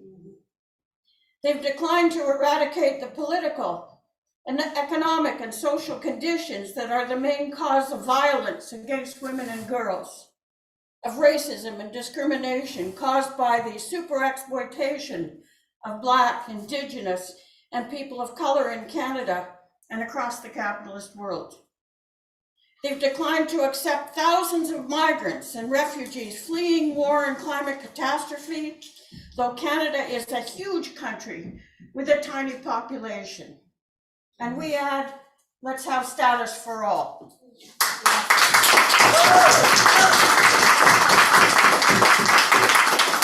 Our ministers of war, and that's what we should call them, That's a good name. baptized and sainted by the Prime Minister, have helped to spur the growth of inflation in Canada by vastly increasing the military budget, spending on NATO and NORAD, and on warships and fighter jets in a burgeoning military-industrial complex whose only product is destruction, death, and the siphoning off of funds needed for socially useful investments. The war industry has no value-added jobs or capacity. It fuels inflation, and it is a main contributor to carbon emissions in this country. We must seize the day, this day, that the UN declared in 1975 to be a United Nations Day for women's rights and for world peace. They always leave that off.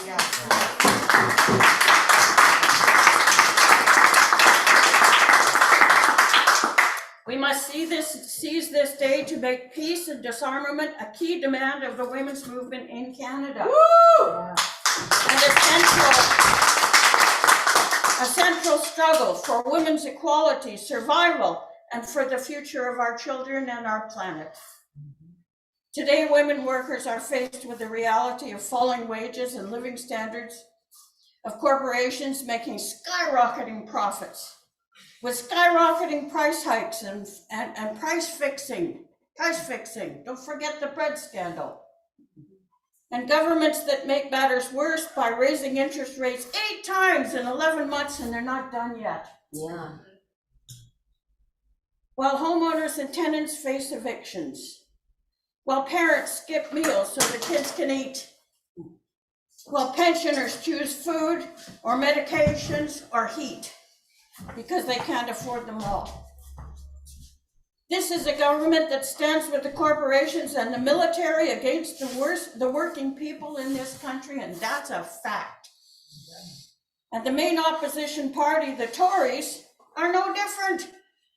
And in many ways, they're worse. Yeah. And they are gaining ground, according to recent polls. And as my sister Janice mentioned earlier, we need a seismic change in this country. A fundamental change in political, economic, and social priorities. A fundamental change that puts people's needs before corporate profits and greed.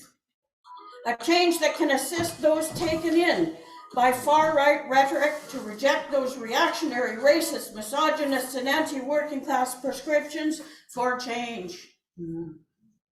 We need progressive change that can give working people and the growing number of unemployed and precarious workers hope for the future, hope for their future, and the incentive to unite and fight to achieve it. We need a people's coalition and progressive and social and political forces that will fight for a people's agenda, and that can change the balance of forces in Parliament to uproot the corporate military monopoly that currently dominates there.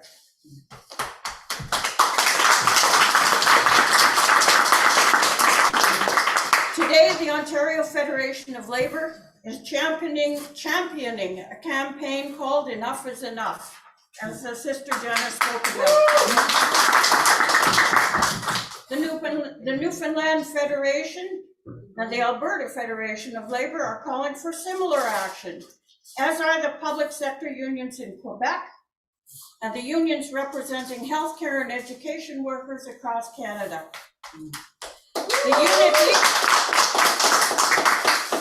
The unity and solidarity expressed by Labour across the country with Ontario's education workers is exactly the kind of unity needed today in the fight to raise wages across the board, to roll back prices, rents, and interest rates, and to divert military spending to socially useful purposes.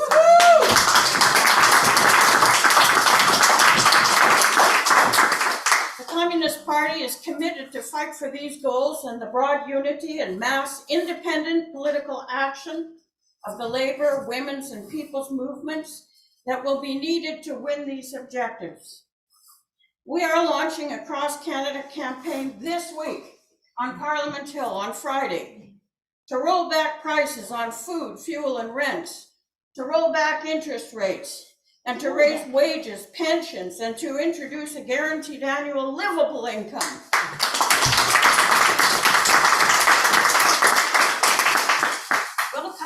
join us in this 2023 On to Ottawa trek. Won't be the same size, not this first one, but we're working on it. And you could be part of the first contingent to raise bloody hell on Parliament Hill on this day. Now don't just clap, I want you to sign up. We're leaving at 8 o'clock on Friday morning. I think we're leaving from the front door here. It's kind of late, isn't From it? where? Right from here, right here. And we'll be back by 8 o'clock in the evening. 9 o'clock. And we need you to sign up because we need to make some noise on Parliament Hill. And we're not gonna leave till we do it. But we will be home by 8 o'clock.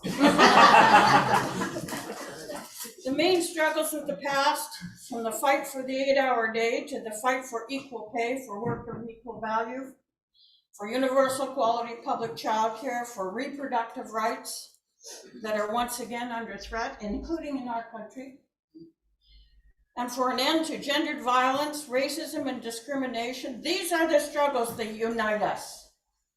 These involve the key forces and sectors that together can win today and in the future.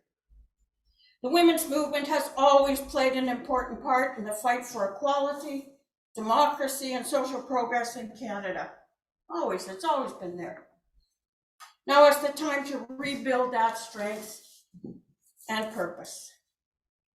And the unity of the women's movement with labor that has created such a fierce force of resistance against war and reaction, and such a fearless force for equality and progress for women and workers across our country. Well, the situation is urgent.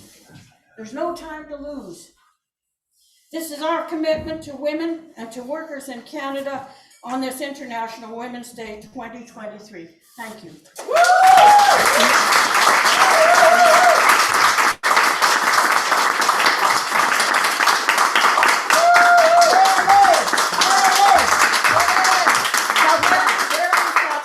Right here. Yes, we want you all to sign. Please come with us.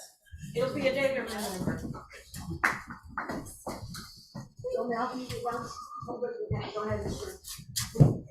That's actually true. Oh, it almost hurt. Yeah. I could have been collecting myself.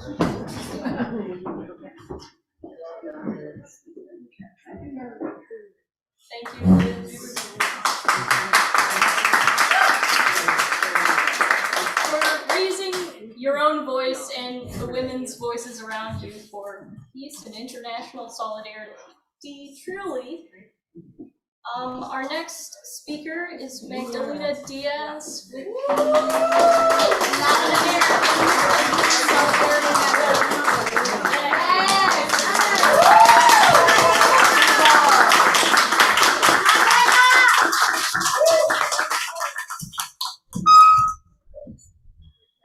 El pueblo Unido jamás será vencido. El pueblo unido jamás será vencido. Thanks, Faith. I needed that. Me too. I share the same as my sister Anna, the anxiety of being in front of his, being on a stage in front of the microphone, and so I can speak. Can you sing? I can sing. We've sung together. We have. I want to hold space and gratitude for being in this space, to all women and women identified around the world.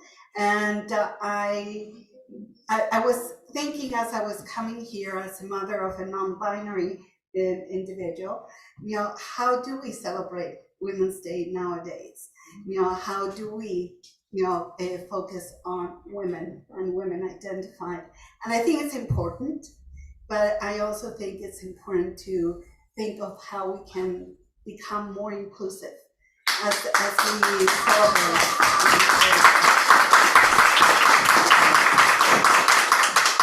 And I was talking to my other child, and she reacted to a sign that said, boys get sad too. And she said, I'm really tired of that division and tired of that narrative, because really we should be talking anti-patriarchy, because it's patriarchism that has, put together this environment where boys cannot cry, and women are there, weak,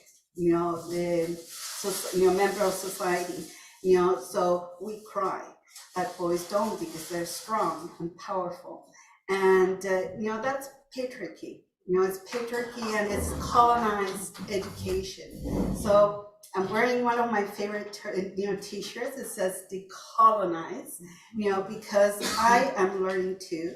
My children are my most influential teachers, and they have taught me so much. And they have taught me so much in the last 10-15 years, because I acknowledge that I have a very colonized mind. I have a very machismo, culture embedded in my heart and soul. So I have to really work at acknowledging that, and standing in front of you on International Women's Day, to really speak to that. So I don't speak as well as some other people without notes. You're awesome. So I am going to read, and I'm thanking to give the Latin American and Caribbean Solidarity Network space to be here at this event.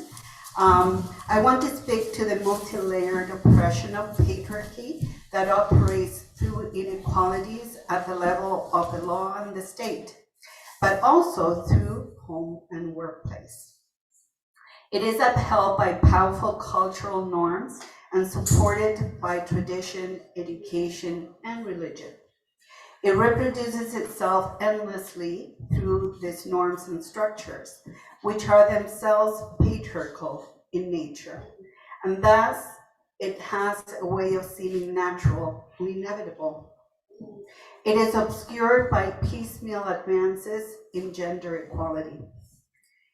Because it offers the idea of a structure of power relations rather than a series of specific sexist acts, patriarchy accommodates the idea that not all men enthusiastically uphold it or benefit equally from it, and that some women may do a great deal towards supporting it. It also allows for the fact that however much we might loathe it, we all participate in it. An entire system of oppression built on misogyny and the exploitation and brutalization of women. Where men wrote the laws, the poems, the religious books, the philosophy, the history, the medical treatises, and the scientific texts for the benefits of men. Men have had every advantage of us in telling their own story. Education has been theirs in so much higher a degree. The pen has been in their hands. Gender-based violence can be an obstacle to organizing. I want to share a phrase by Bell Hooks: white supremacist capitalist patriarchy. She wanted language to remind us continually of the interlocking systems of domination that defines our reality, where gender and race are functioning simultaneously, where the importance to decolonize, unlearn, and build new systems is our call. As Chairperson Mao said, women hold up half of the sky. It is not possible to hold up the sky without feminist, male-identified allies. Blackson makes a call to join in erasing patriarchy. Juntas venceremos. Juntas venceremos!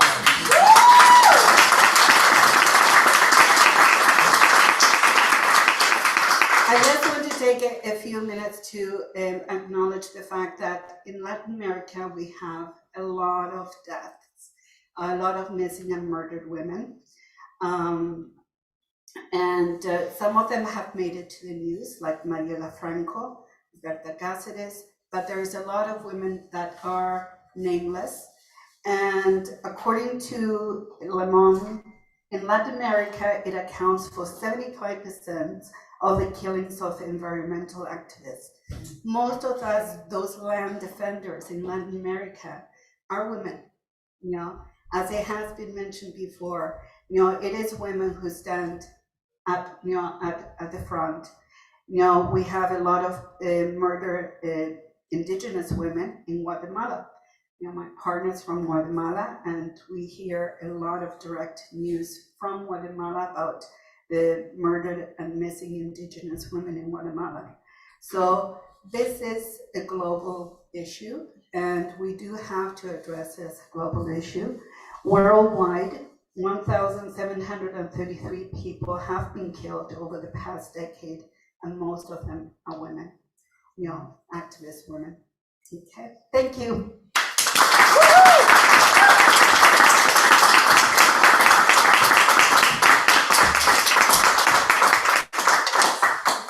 So we know Magdalena as Manena in the Latin American community. She's one of our mentors. She is the person, the go-to person that makes space for all of the baby activists trying to start doing some type of change. She is the person that will say, yeah, you go ahead and do it. So Manena, thank you for being my mentor and for believing in me. I want to introduce another one of my mentors and teachers who holds my hand, who had faith in me and said, Anna, go and MC. So here I am. Yay. Helen Kennedy is a lifetime labor and social justice activist, a member of the Central Committee of the Communist Party of Canada, and was recently elected the co-chair of the Toronto Association for Peace and Solidarity, TAPS. One of her proudest moments as an activist was winning CUPE's National's Grace Hartman Award, a recognition of her work in advancing women's equality, strengthening the labor, social justice, and peace movements. Helen, the floor is yours.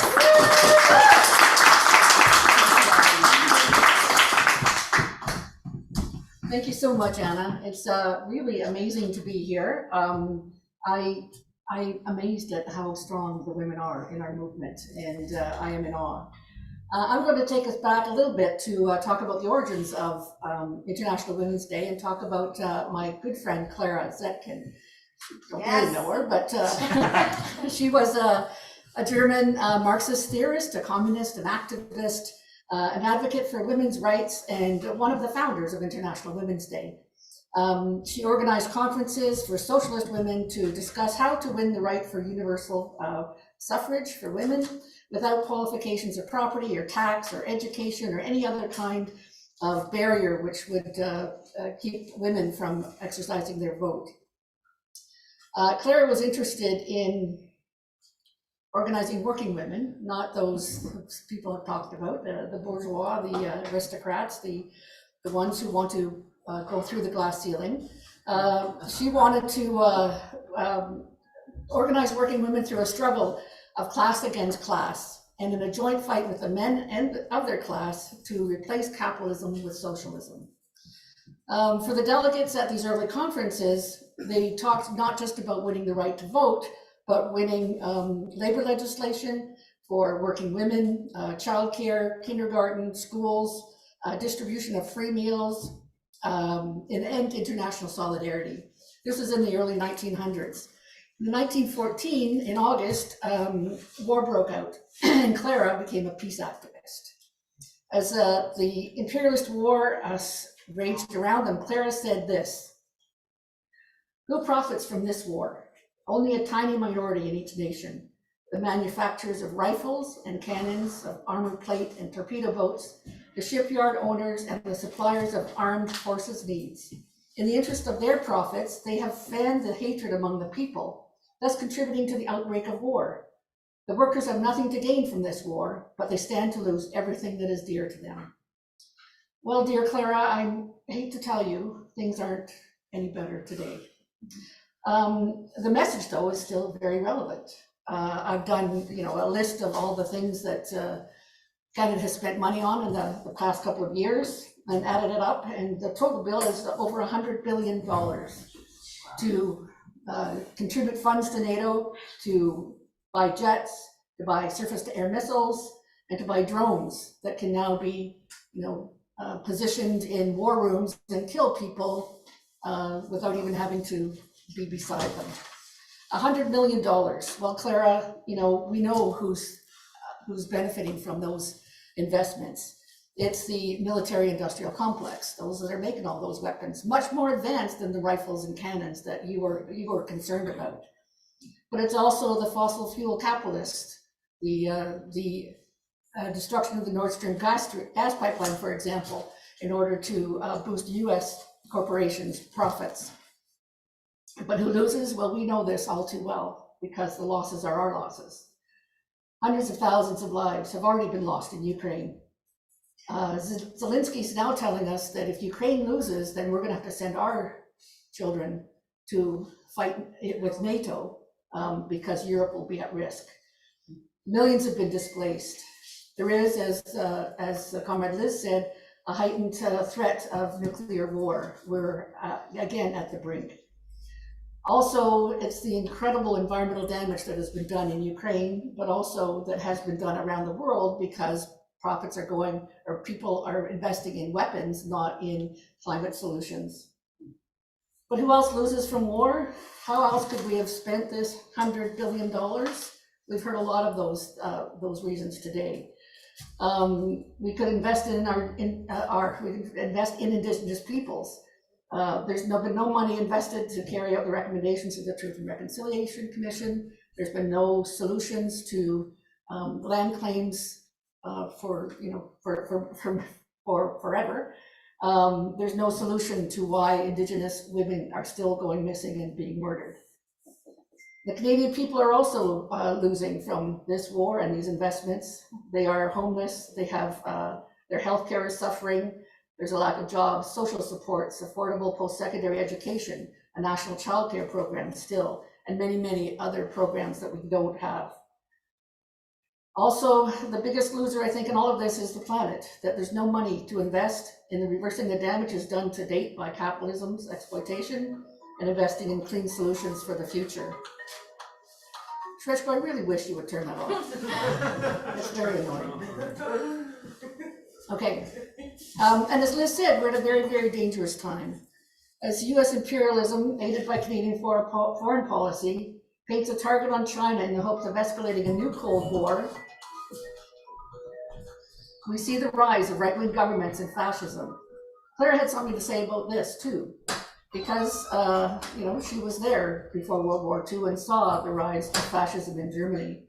This is what Claire said.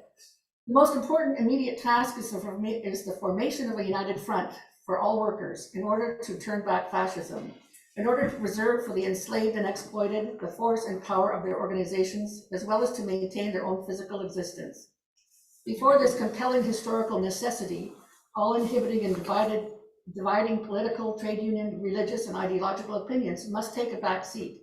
All those who feel themselves threatened, all those who suffer, and all for those who long for liberation must belong to the United Front against fascism and its representatives in government.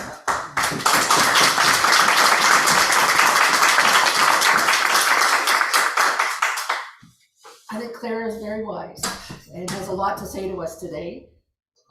She would, I'm sure, roll over in her grave if she knew what the advancements in science, engineering, and technology have done, and then how they have made the current fight against fascism even more dire. If we lose, we may lose everything. The time is upon us, and we must unite to defeat the imperialist forces at our gate. I have two last pieces of wisdom from Clara. One is that she said, when the men kill, it is up to us women to fight for the preservation of life. And I think that is very true. Unfortunately, women are also soldiers now in killing, and we have the triumvirate women ministries of war that Liz talked about. But I think that women have an obligation, among many others, to stand up and to fight for peace. The other one, this is the quote I like the most from Clara, is that a woman is like a tea bag. You can't tell how strong she is until you put her in hot water. And that's where we are, a lot of hot water. We can build a powerful peace movement in this country, and we can build a powerful peace movement around the world. Our planet depends on it. Thank you very much.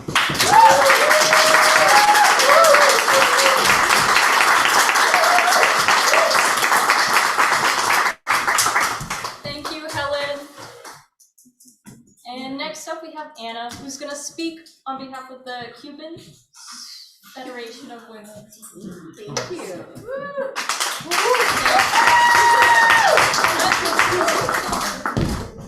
So I stand in front of you today, once again, to read a letter from Gretel Marante Roset, and I'm honored to do so.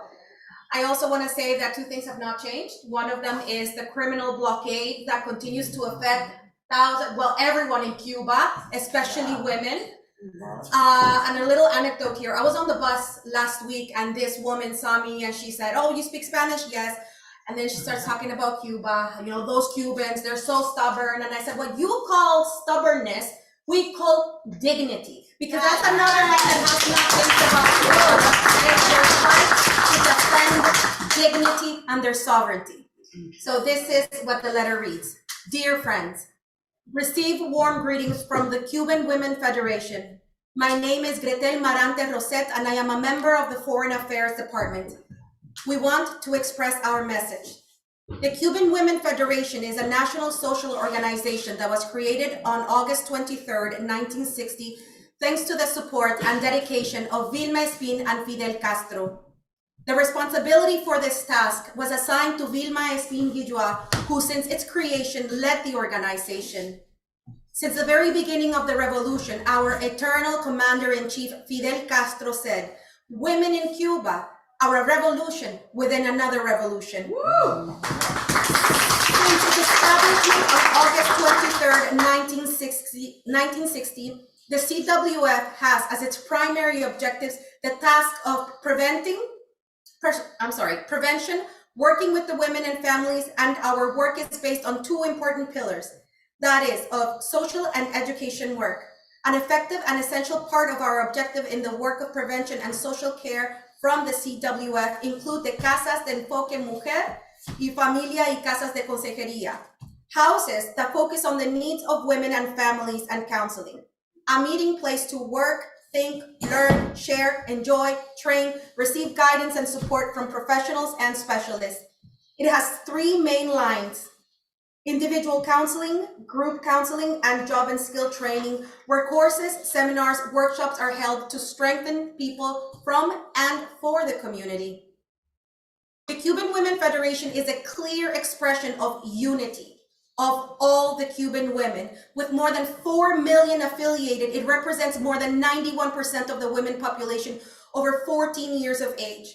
It is the only condition to be a member, and it is completely voluntary.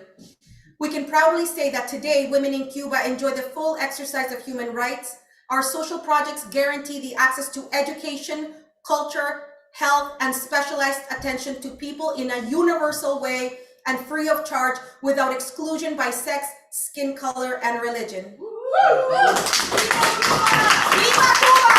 Cuba was the first country to sign and the second to ratify the Convention of the Elimination of All Forms of Discrimination Against Women.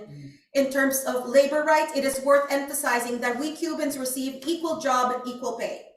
Based on our experience, to achieve the equality of rights and opportunities between men and women, it is necessary to develop a real culture of equality. That is the creation of the appropriate material infrastructure, social development, and the participation of women. The application of a gender-focused perspective in Cuba reflects the political will of the government, which has fostered the strengthening of mechanisms and regulations integrated in a system that recognizes the common and specifics of gender perspectives regarding the situation of women and men in the society. I think that our structure at all levels help us to identify the problems that each woman faces. This is of particular importance for organized women from a grassroots level. The Cuban Women Federation has been recognized by the government and society as a national mechanism for advancement of women due to its extensive work at the grassroots level, its work in the introduction of gender concepts in the institutional agenda and public policies, its work for the complete integration of women to economic, political, social, and cultural life in the country, The Cuban Women Federation has legislative power. This gives us the opportunity to promote laws and public policies with a gender perspective. Another important moment in the process of introducing gender-focused perspective in public policies was the adoption of a decree law in 1997 of the National Plan of Action of the Republic of Cuba to follow up on the 4th UN World Conference of Women in Beijing in 1995. The Cuban National Plan of Action systematized what had been achieved up to that moment and the projects for the future. Recently, a new program for the advancement of women was approved by the government. The CWF counts with special consultative status with ECOSOC, the Economic and Social Council of the United Nations, since 1997. This facilitates our participation in the council session and also in its functional commissions, fundamentally in the Commission of the Status of Women and the Human Rights Council. It also enables us to present periodic, oral, and written contributions regarding the work of our organization. The Cuban Women Federation is also a member of many international movements and organizations such as the Women's International Democratic Federation, the Conference of NGOs, the International Council of Social Welfare, and the World Women's March, among others. The Cuban Women's Federation coordinates the regional office of the International Democratic Women's Federation to organize the work of women organizations in Latin America and the Caribbean. The work of the CWF and advancement of Cuban women has continued consolidating in spite of the effects of the unjust politics of economics, commercial, and financial blockade imposed by the government of the United States to Cuba, which has a particular impact on the lives of women and their family. She concludes, Cuba is ours. It belongs to the Cuban people. Let me read that again. Cuba is ours and it belongs to the Cuban people, and we will continue to be an example of a free and sovereign nation. Thank you very much.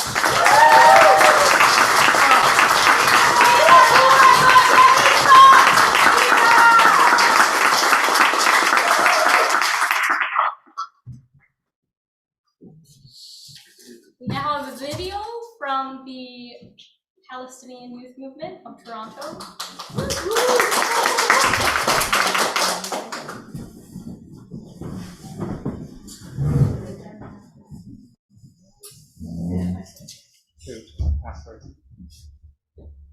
Oh, it's Concord, Canada.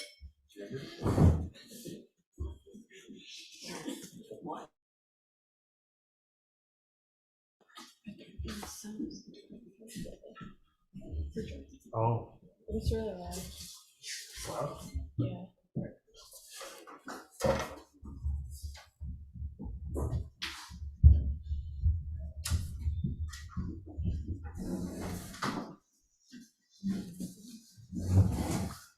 Hello everyone, my name is Sheda. My name is Dima. We are from the Palestinian Youth Movement. And we are honored to be here with you today. March 8th marks the day the world celebrates International Women's Day, a day that has endured as an important marker of the revolutionary struggles that women in all corners of the world have waged against the forces of capitalism, colonialism, and imperialism alike. We, the Palestinian Youth Movement, honor and celebrate the revolutionary history and legacy of International Women's Day and pay homage to revolutionary Palestinian women of the past and the present who have never wavered in their resistance to colonial violence that has terrorized our people. We honor and look to the legacy of revolutionary Palestinian women who have refused to divorce the struggle for the liberation of women from the national liberation struggle of our homeland, who have taught us that the oppression of Palestinian women cannot be understood outside the context of colonial domination, and who have refused the attempts by white, liberal, imperialist, and Zionist feminists to co-opt and weaponize feminist struggles in the service of settler colonialism. We understand that those who claim to advocate for Palestinian women but refuse to confront the institutional and systemic forms of gendered and sexual violence inherent to settler colonialism do so to vilifying Palestinians, criminalizing their resistance and justifying the ongoing Zionist colonization of our land and people. We affirm that there can be no liberation of women without the liberation of our homeland from Zionist colonialism and imperialism. Gendered and sexual violence has been inscribed into the structural and institutional makeup of the Zionist colonial project. Gendered violence is foundational to the settler project and relies on the target and control of Palestinian bodies, on eroding familial and communal relationships, and on severing our ties to the land. Since the British Mandate and early development of Zionist and colonial expansion, Palestinian women have played an integral role in the resistance, both within the homeland and on the battlefield. From helping lead the demonstrations against the Balfour Declaration to the First and Second Intifada, in 1936, in the uprising against British and Zionist colonization, Palestinian women aided in the smuggling of arms and supplies, protected Palestinian fighters by hiding weapons in their clothing or in the fields, helped prisoners escape, scouted the terrain, and revealed information on the location of the British troops and supply.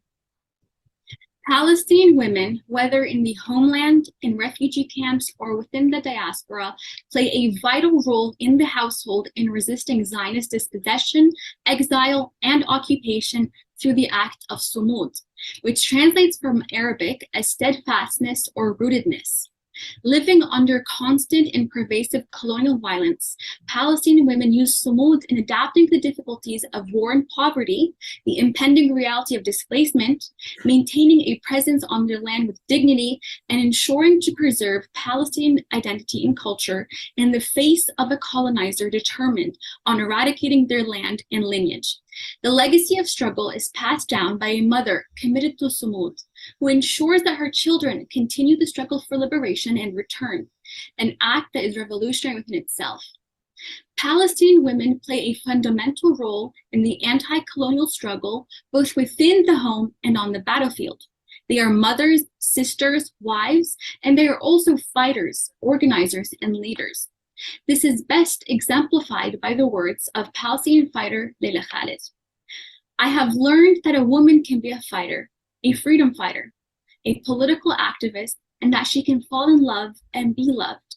She can be married, have children, and be a mother. Revolution must mean life also, every aspect of life.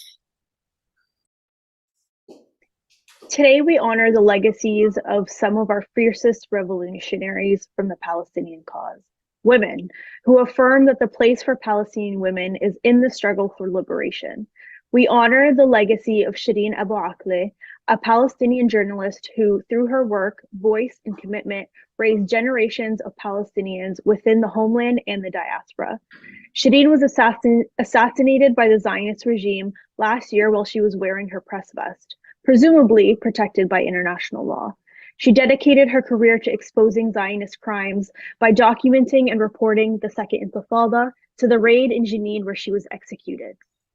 Shireen's martyrdom not only exposed the impunity of Zionist violence, but even in death wasn't protected from colonial violence as the occupational forces desecrated her casket as she was mourned and honored by her community.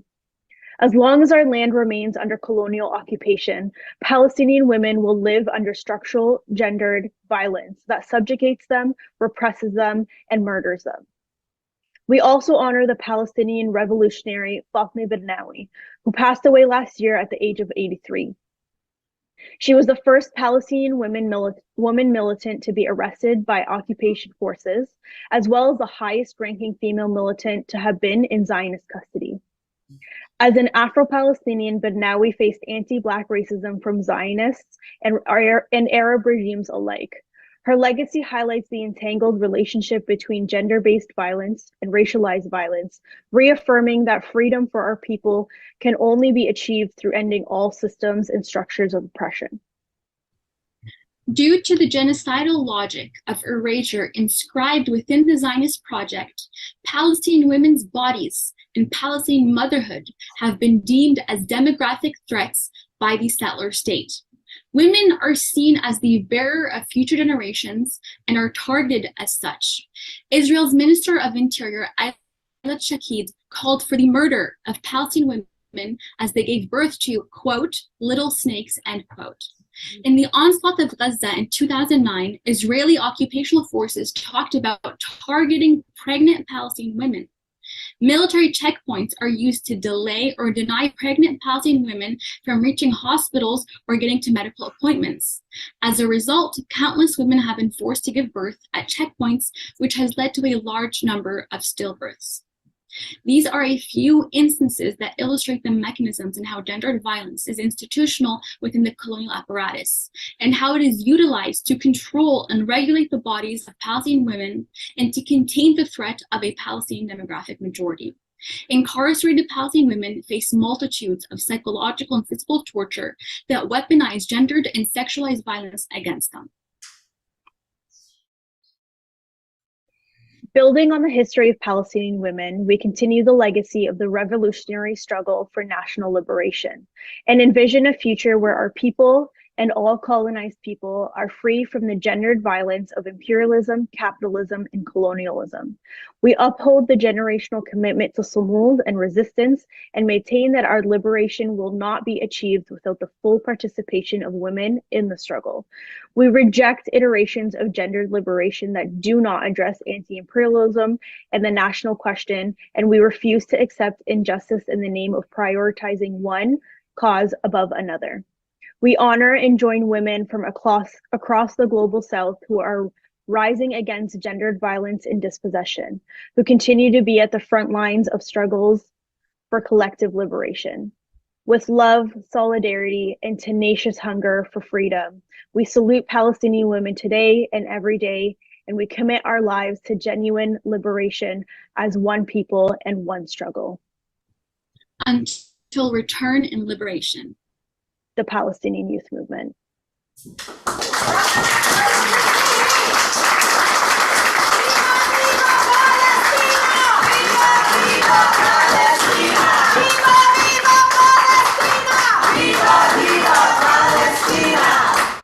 Wonderful to once again be able to count on the Palestinian Youth Movement. I've seen their work, they do incredible work, and as they said, we cannot claim the liberation of all women without the liberation of our Palestinian sisters. Woo! No one is left behind. So now I would like to invite this powerhouse again, Faith, please. If you can sing a couple of songs for us, and after that we will be having our closing remarks. Thank you.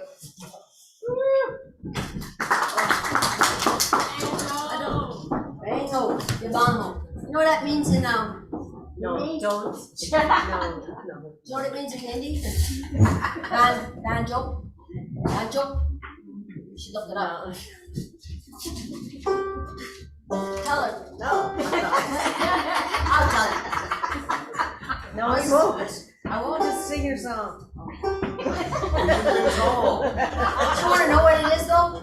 Aren't you really interested now?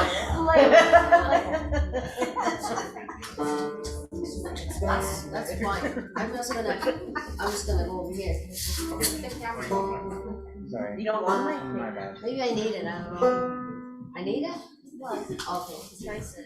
It's nicer?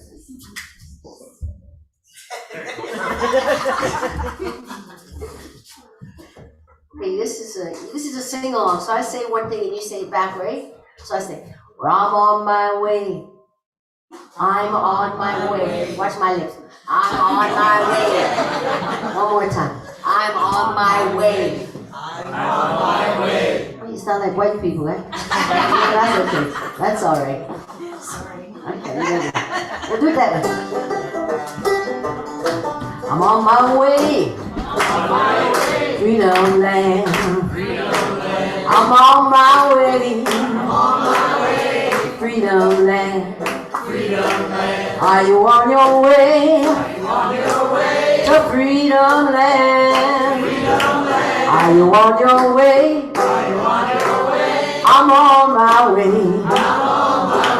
Well, if you can't go, don't hinder me. Yeah, but you can't go. Don't hinder me. Yeah, but you can't go. Don't hinder me. I'm on my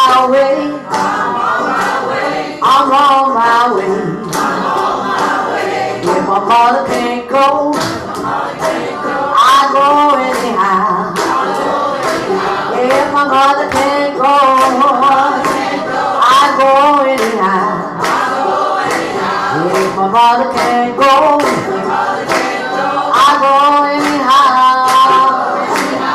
I'm on my way. I'm on my way. Well, ain't gonna let racists, ain't gonna let racists, ain't gonna turn me around. Ain't gonna let racists turn me around. Ain't gonna let racists turn me around. I'm on my way. I'm on my way. Okay, now let me just change this a little bit. Okay, kick it. Stop the clap. Give me some kind of nerve disease. Okay, hold on. Now you're gonna repeat after me again, okay?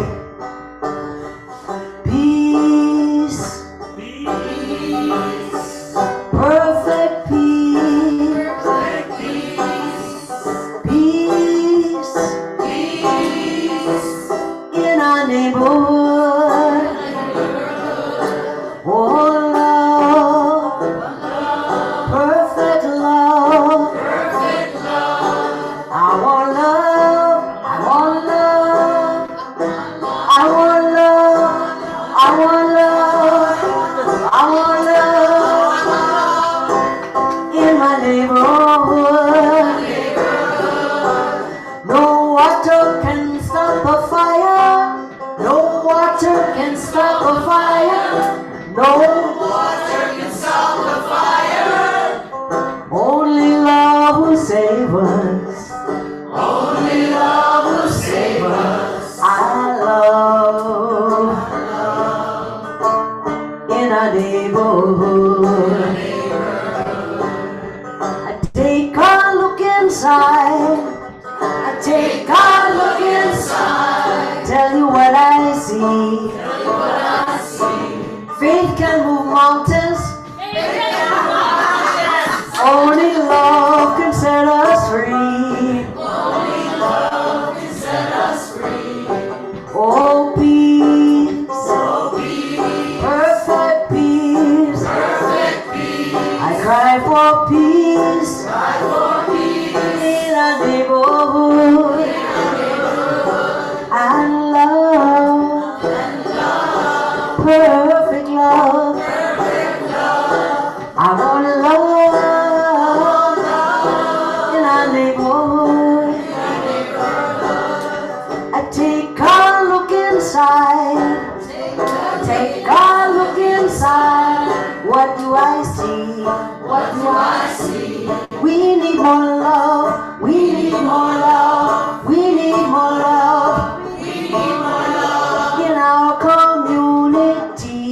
In our community. That's it.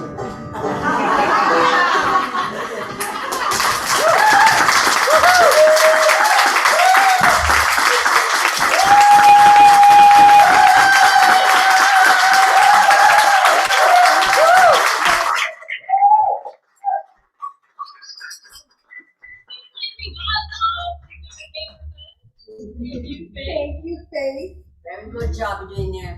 Thank you so much. Good.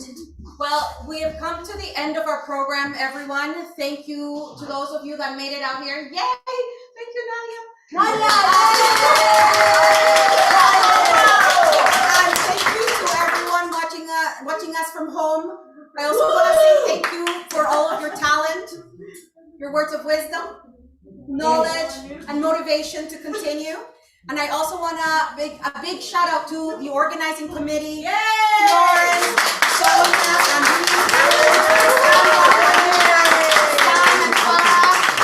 thank you so much. And I think one of the key messages that we can take home is that it is up to us to be able to create a united front, to build a broad-based coalition, because the wealthy who benefit from the exploitation of our labor, our bodies, and our land will never be benevolent. Justice and freedom from exploitation will not arrive organically. We must work towards it, and we must make it happen. Patriarchy, which is essential to capitalism, is enforced through gender inequality, oppression, gender violence, femicide, and militarism, and it must be destroyed. So